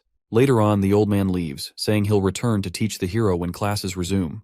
As he bids his master farewell, Zhang San approaches him. The protagonist explains that he was called off and wonders why his friend is looking for him. The guy then drags him off, so they can enjoy their remaining 2 days of vacation. They arrive at the number 3 company in the country, known as the Prosperity Group. There, Zhang San waves over to his brother, Zhang Er, who is revealed to be the second son of the owner of the Prosperity Group. He introduces his brother to the protagonist. On the other hand, is shocked to see how his brother has changed so much. Our hero knows exactly how the guy feels because the weight loss is really shocking. Decides to confirm San's identity by asking for their eldest brother's name. San tells him it's Jiaki, and the guy realizes that the slim dude is really his brother. He then tells his brother that the protagonist has been protecting him while they're in school, tells the hero that he can call him brother as well and says that he's heard a lot about him. He then tells them to come inside, but our hero feels suspicious of the guy.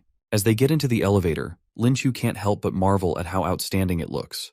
They arrive at their floor and walk into what looks like a storage room. San tells the hero that his brother is fond of playing around with different kinds of things. While staring at all the antiques, asks the protagonist what he thinks of them. The hero then uses his appraisal skills on the items and finds out that most of them are fake. He tells the guy that most of his antiques are fake, which shocks him. The guy tells him that he spent a lot of money to buy all those items, and his brother tries to calm him down. Our hero then offers to appraise some items for him. However, doesn't fully trust the hero's judgment. The guy brings out the first item, and the protagonist gives him every single detail of the antique. After describing the bowl, Lin Qiu tells San's brother that the item should cost 25 million at a minimum. Tells him that he spent that exact amount to get the bowl, But Lin Q isn't done with his appraisal. The protagonist then goes ahead to tell him that the fake item he has will be valued at around 100,000. Is crushed when he finds out that he wasted so much money. Lin Q apologizes for Er's hurt feelings and continues to break the poor guy's heart by pointing out all the fake antiques in the room.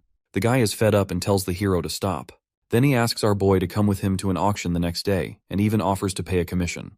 The next morning, our hero wakes up on his bed with a blank expression on his face. He turns to the system and asks for his skill of the day. The robot gives him a skill known as penetration vision, and he wastes no time to learn the ability immediately. He quickly tests it out and sees that it's basically like having X-ray vision. Jang San walks into the room and the hero quickly sees the guy's skeletal structure. Sadly for him, this is not the skill he thought it would be. Meanwhile, San has no idea why he's acting so strange. The guy hands him a bag and reminds him that they are supposed to go to the auction with his brother.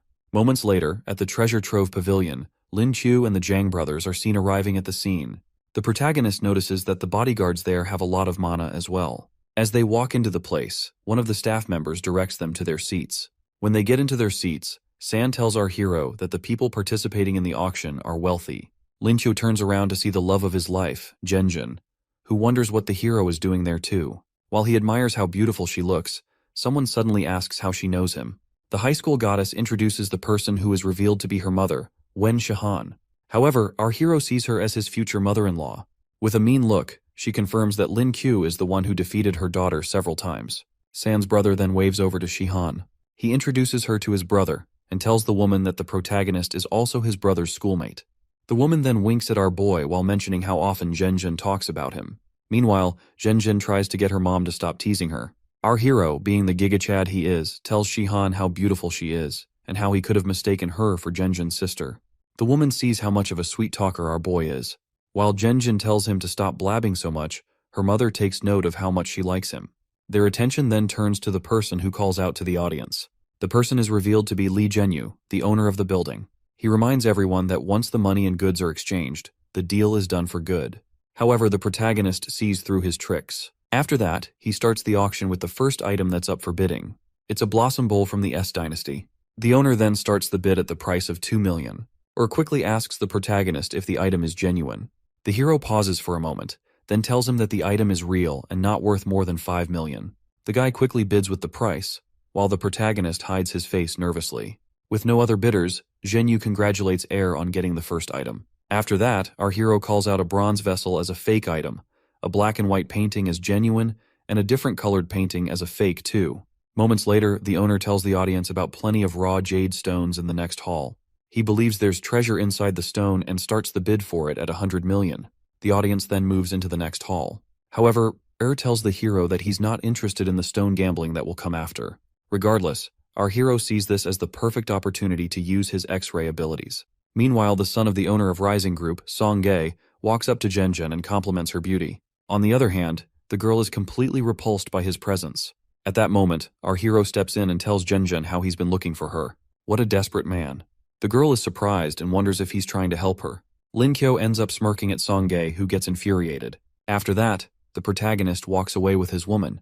Later, Gae tells his assistant Wang to find out everything about our hero. The hero and Zhenjun keep on walking till they reach a crowded area. When he feels they're safe there, his crush lets go of his hand. She threatens to cut off his hand if he tries to hold her again, but he lets her know that he is just trying to help.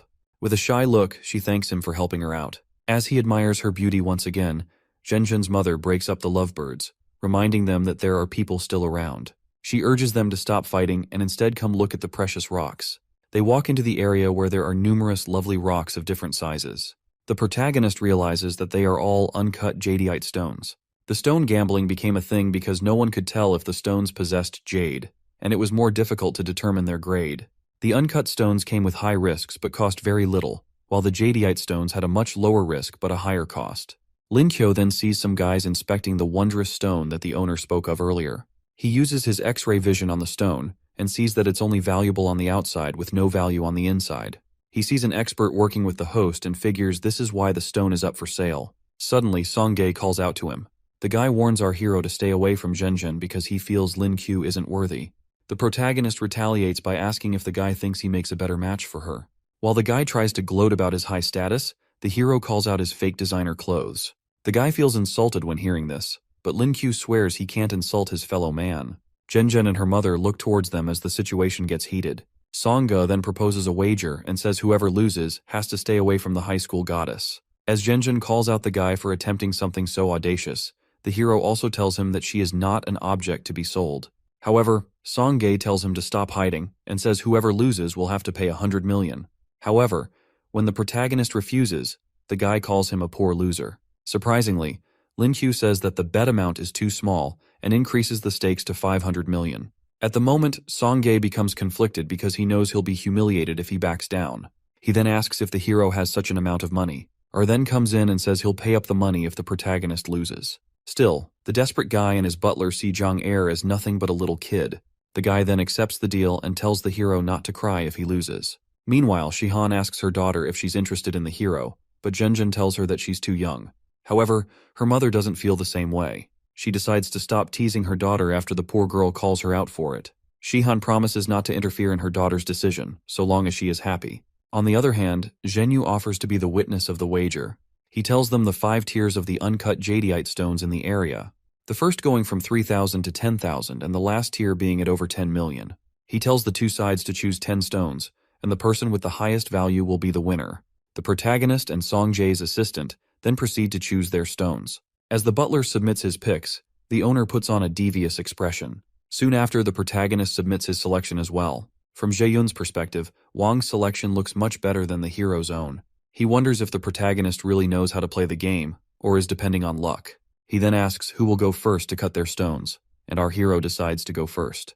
The gem cutter starts to cut the stone and is shocked by his discovery. Lin Q's stone ends up gaining much value once they discover the jade inside. The owner analyzes the excellent texture of it and says its value is worth 10 million. Upon hearing this, the whole crowd can't believe how lucky our boy is. Meanwhile, Sanghae and Wang look quite upset. After that, it's Ji's turn to cut his stone. Wang then tells them to cut it from the middle, which makes the hero laugh at him slightly. When Lin Qiu is confronted, he plays it off by saying that he was remembering a joke. Then the owner proceeds to start cutting the stone.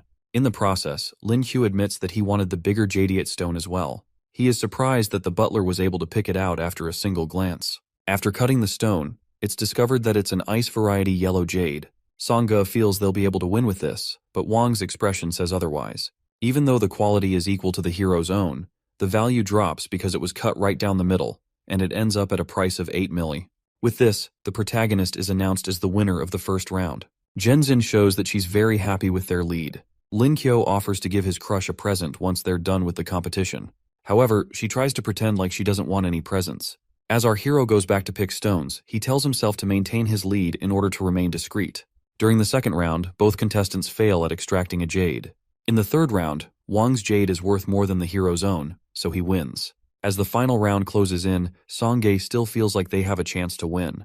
However, Wang tells him that the hero has only spent less than 100,000, yet he's leading them by over 1 million. The butler glances at the protagonist and concludes that he has to be an expert. After that, the owner tells them to choose their final stones. Sadly, Wang doesn't feel confident now, and he's not willing to bear such a huge loss. On the other hand, Ji still feels they can overcome their loss and win the wager. He quickly picks out a huge rock from the pile. Janger then calls him out for cheating because of how much the rock is worth. However, Ji reminds him that they're looking at the value of each jade. With this stone, he's very confident of emerging as the winner. Even Zhenjin calls him out for being shameless.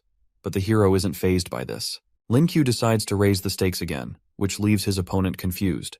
However, those in the crowd start gossiping about Ji being too much of a wimp. With no other choice, he accepts raising the stakes. His assistant, on the other hand, has lost all hope. Lin Qiu then picks up a small, cheap stone, leaving the audience bewildered by his decision. The protagonist confirms to the owner that he's sure of his selection. As Zhenyu collects the stone to cut it open, Gay asks for his to be cut first in order to break the hero's spirit. When they split the guy's stone open, it turns out that it has no value on the inside. Ji is too desperate to accept such a loss and tells them to cut it open again. The stone gets cut up some more, but it's still as useless as this guy's senses. After that, the owner tells him that the exterior of the jade will be valued at 15 million. With this, the guy gets a lead of 13 million, and he's confident that the hero's rock won't be that valuable.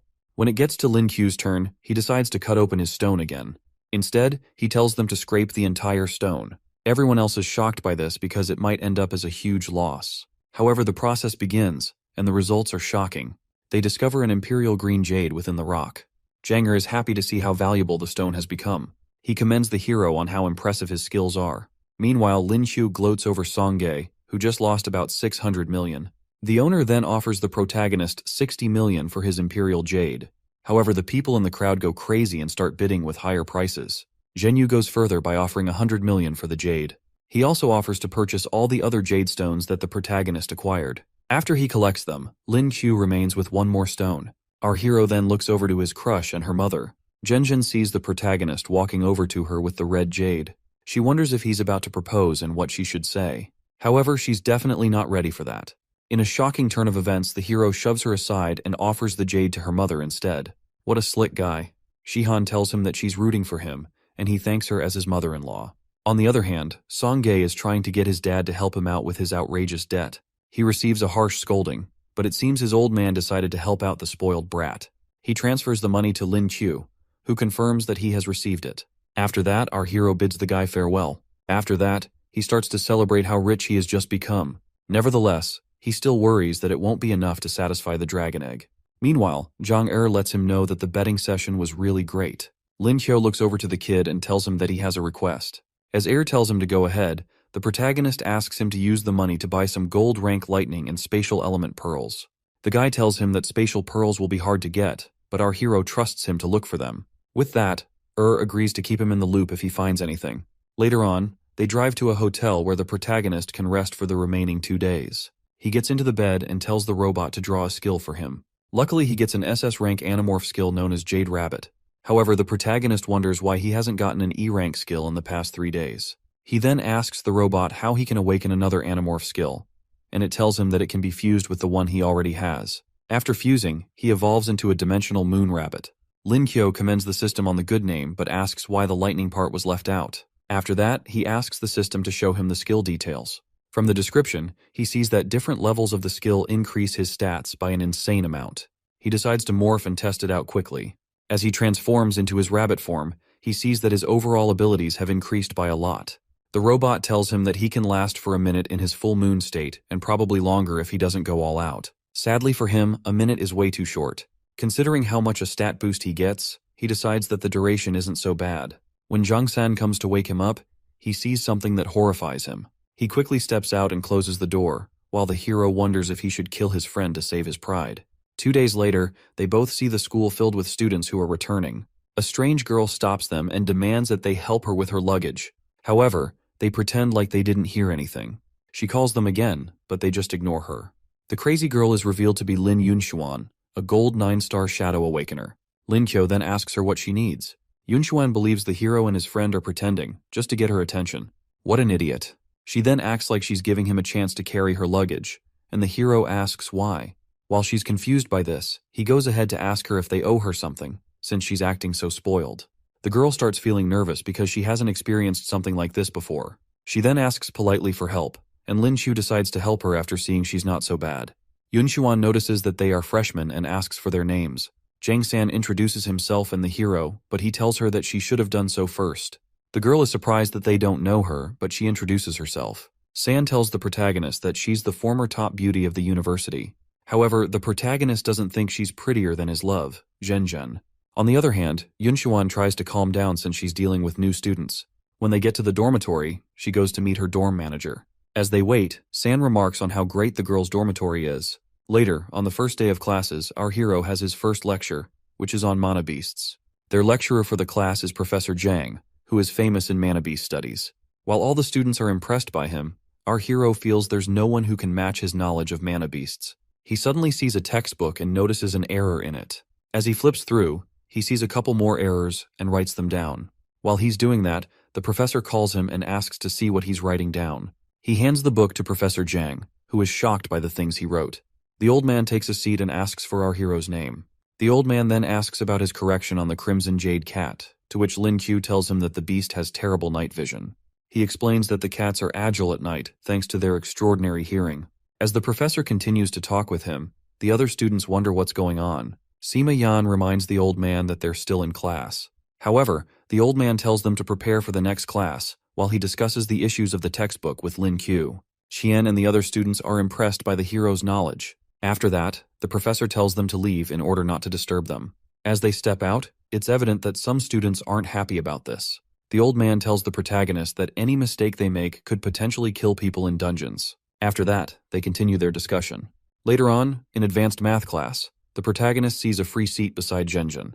As he walks over, Chen rushes to his side and asks him to sit with her. He tries to tell her he wants to sit with his crush, but the high school goddess pretends not to care. As Chen keeps bugging him, he can sense Genjin's piercing gaze. He tries to play it off after seeing how angry she is, while Chen remains confused.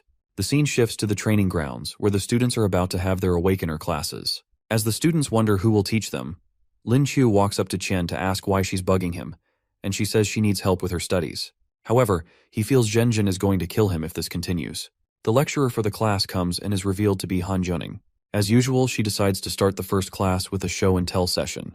On the other hand, the protagonist feels he'll become a laughingstock if he reveals his rabbit form to everyone. The professor then calls up Genjin to start first. After she unleashes her ice abilities, Chen goes next by showing her fire skills as well. When the girls are done, the protagonist is called to go next. He asks the instructor if he can skip the part because he feels too embarrassed. However, Juning assures him that no one will laugh at him. He agrees and morphs into his dimensional rabbit form, unleashing a huge wave of deadly aura. When the girls see this, they are all surprised by the hero's form. They all see the hero as an adorable rabbit, wishing to touch his ears. Meanwhile, Lin Chu leaps towards a test dummy and smashes it with his overwhelming strength. As it shatters, the girls fall more in love with our boy. Even Genjin and Qian are captivated by his good looks and his animorph form. Qian thanks her grandfather for finding someone so handsome for her. Juning calls Sima Yan to go next before all the girls lose their minds. As Yan steps forward, he gives the hero an unpleasant stare. He morphs into his eagle form, believing that he looks cooler than the protagonist. However, the girls see his form as pathetic and not even comparable to that of the hero. The guy then glares at Lin Q, who doesn't understand why he's being blamed for Yan's foolishness. Juning then says she'll form special training plans for them. After that, she tells them to start running laps around the field. The students aren't happy about this because they suffered enough during their military training. Sadly for them, the teacher tells them to run 1 infinity times around the field. She tells them that they don't have to run once their fitness level is at gold rank. As they walk off, Yan asks Lin Chu why he isn't joining them to run. The protagonist then asks if the guy is sure that his fitness isn't already at gold rank. Juning then offers to test the hero by herself. Lin Qiu agrees to be tested by her. They shake hands, and he notices how soft and delicate her hands are. He then focuses his strength on his hands, and it makes Juning wonder if he isn't a power awakener. She confirms that he's at the gold rank, leaving Yan quite disappointed. With no other choice, he heads off like a loser to run his laps. The professor then asks the hero if he's heard about the Awakener Clash coming up in 2 months. He recalls that Lu Jun had mentioned it to him earlier on, which makes her sad because she wanted to scout him. However, she says there's one more student who can participate in this. When the protagonist asks, she tells him that it's Zhang San. She explains that his skill, which can increase attributes, makes him a very good support. Upon hearing this, the hero asks the teacher to tell him more about the event. On the other hand, she is surprised that he knows nothing, even though the vice principal told him about the event. She explains that each team will comprise 7 members, and there will be one 5 versus 5 team match. Also, each team can have a certain number of substitutes. Despite San's low rank, she says that the support only has to use their skill in the 5 versus 5 matches.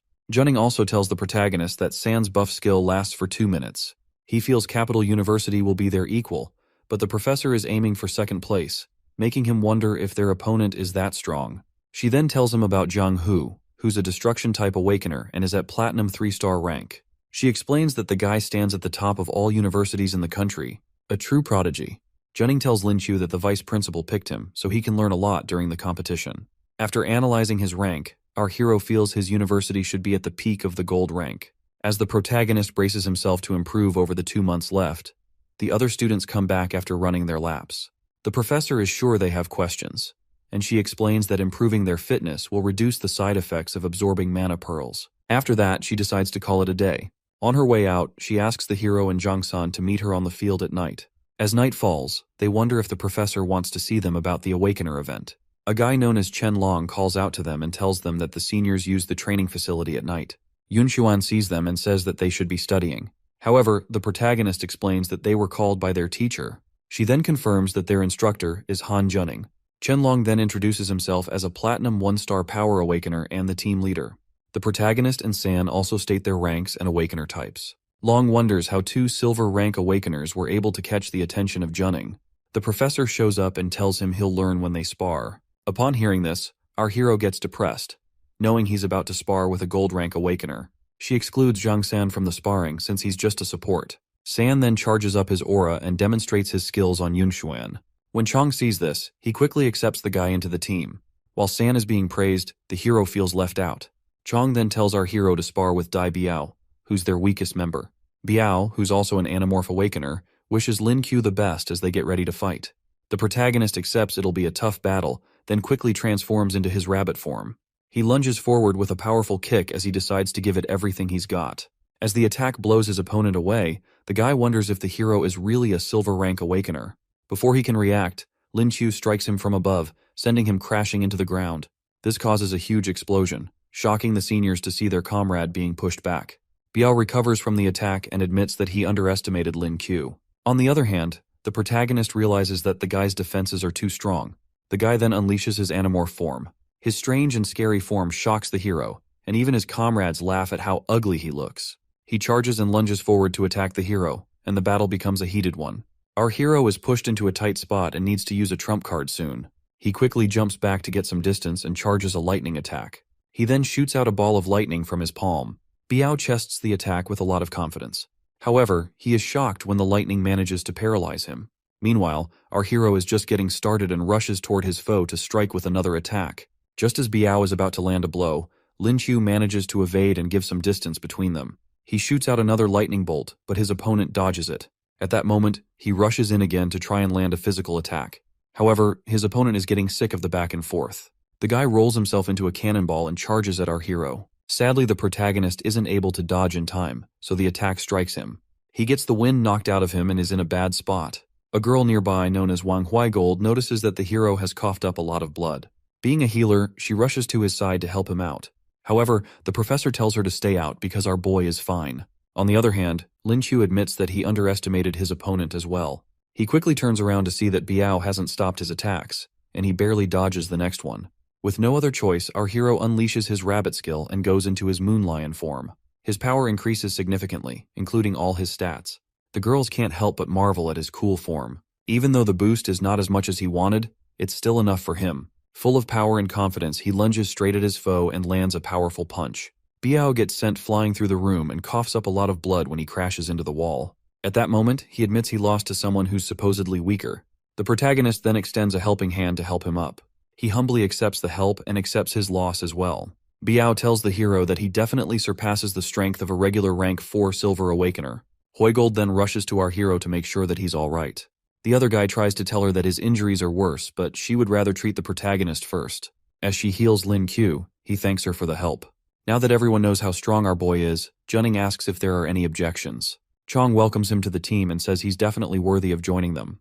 However, our hero feels he'll need his full moon form to face a Platinum Awakener. The professor then gives him some mana pearls as a reward. The next day, as the protagonist absorbs the mana pearls, he decides to give the silver rank ones to the dragon egg. The dragon egg humbly accepts for the sake of hatching. After that, he gets a call from San, telling him to get his free supply of gold rank mana pearls. Meanwhile, San is too busy having a good time with the love of his life. He tells the hero that he's spending some time with Minmin, which makes Lin Qiu very jealous. Our boy wishes he could have the same sweet moment with Zhen. Poor guy. Anyway, he leaves his bed and decides to go get the mana pearls. On his way out, a stranger is in the hallway, keeping an eye on him. The guy calls Wang to ask if he should engage, but Wang tells him not to do anything around the university. Meanwhile, our hero meets up with Zhang Er. The guy says he was able to get a lot of gold rank and platinum rank pearls, but the lightning and space-type pearls are proving difficult to find. Lin Qiu accepts the huge box of pearls and can't imagine how hard it must have been to gather so many. As the hero leaves with the pearls, tells him that he'll try his best to find the others. On his way out, he notices the strange people who have been following him since. With a devilish look on his face, he picks up his phone and tells someone to check their messages. He puts on his live location and decides to see what these strange people want from him. As he turns into a corner, the pursuers notify Wang, who gives them the go-ahead. As our hero goes into the alley, he is stopped by some ugly-looking thugs. He pretends to be scared, asking if they're trying to rob him. He tells them that he's broke. The thugs then put a brown bag over his head and carry him off to God knows where. Moments later, the bandits bring him to a strange building. There, Wang tells the thugs to keep watch downstairs and notify him of anything. The bag is pulled off the hero's head, and Wang reveals himself to him. Our hero, looking unfazed, asks the old man and Ji what they want. The butler tells him that he has no way to escape if he thinks of running away. Songa tells the man that the hero wouldn't run and then offers Lin Q a chance to work with him. Lin Q is surprised when he hears the offer because he thought he was getting kidnapped. Songa then proposes to use the hero's skill with uncut rocks to gamble and split profits evenly. However, the protagonist sees no reason to accept when he can do it all by himself and keep the profits. The spoiled brat then threatens and tells him to accept or face the consequences. The protagonist starts shaking like a wimp when he discovers that Wang is a platinum expert. Meanwhile, Ji tells him that he'll pay back every bit of the money he lost earlier. Our hero tries to remain calm and stalls till Jang San can show up with some help. An explosion suddenly goes off and Zhen crashes into the room. However, our hero doesn't understand why his crush was brought to such a dangerous place. She rushes to his side and he assures her that he's fine. It seems she was quite worried about him, which makes Lin Q blush like a little boy. He then promises not to make her worry like that again. On the other hand, the foolish Gay is jealous, and he tells Wang to deal with the hero. Suddenly, Wang becomes very nervous and unable to move his body. Ji assumes that Lin Q did something, but the protagonist says it wasn't him. Suddenly, Jang San and Chancellor Z show up, making the butler even more scared for his life. Z calls out to the protagonist and sees that our boy is truly a younger version of himself. Meanwhile, our hero and his love are flirting with each other, and he finally asks her to be his girlfriend. While she's about to answer, Ji interrupts the love session by tossing a chair at them. Before the chair lands, Zhen tosses it to the side and kicks the foolish guy. She then tells him to read the room. She and the protagonist get back to it, and she accepts to be his woman. They both share a sweet moment, while Song Gae continues complaining like the pathetic loser he is. After that, Lin Q tells his babe that he'll take care of the remaining idiots. He walks up to Song Gae and tells the guy to have a chat with him. However, the guy tells him that there's nothing for them to talk about, and even prefers to be killed. However, our hero swipes the guy's phone and says all he wants is Song Jae's money. He starts making a call which makes the guy really nervous. His father picks up and gives his useless son 30 seconds to state his reason for calling. Lin Kyo then tells the man to transfer $1 billion to his account, or he'll never see his son again. Ji's father remains quiet for a while. Then Zhen asks her man if he isn't asking for too much. However, he uses his Riz skills to tell her that it's supposed to be the dowry. She reminds him that they're only dating and she hasn't agreed to marriage. The man finally responds by saying that his son is only worth $1 million, and the hero should kill him if the money isn't enough. What a wonderful dad. Lin Kyo then decides to negotiate with the man. He tries to wager 900 million, but the guy's father offers 2 million and not more than that. Suddenly, the chancellor collects the phone and speaks to the guy's father, Song Jian. Jin becomes very nervous when he hears Ouyangze's voice over the phone.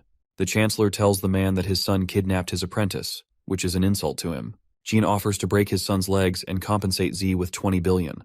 The chancellor accepts and warns that his group will be destroyed if such a thing happens again. Chancellor Z plans to send all the money to our hero since it means nothing to him. I can't wait to be that rich in life. However, the protagonist makes it clear that he hasn't reached that point in his life yet. He confirms the transfer as soon as he receives it. Meanwhile, Songgae is sulking because his father will never let him hear the end of this. Our hero mocks the guy by tossing him a coin and saying that he'll make a great beggar. Wang tries to tell the hero not to overdo it and burn bridges, but our hero reminds the butler that they didn't consider that before they kidnapped him. He tells the man to be more concerned about his master instead of arguing.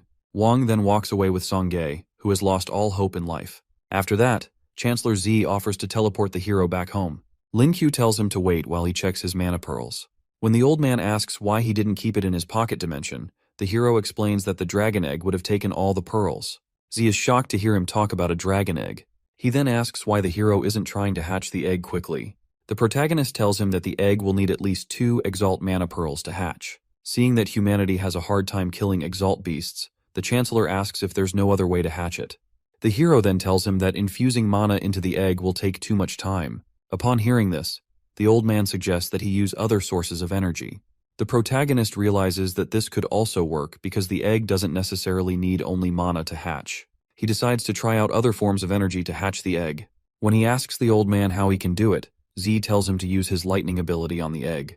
As the hero strikes the egg with lightning, it absorbs all the energy. As they see that it's working, the hero suggests trying something else but isn't sure it'll work. He tells the Chancellor to set up a barrier in case this method fails. He brings out an explosive he got earlier on and sets the timer. After that, he signals to Z that he's ready and snaps his fingers.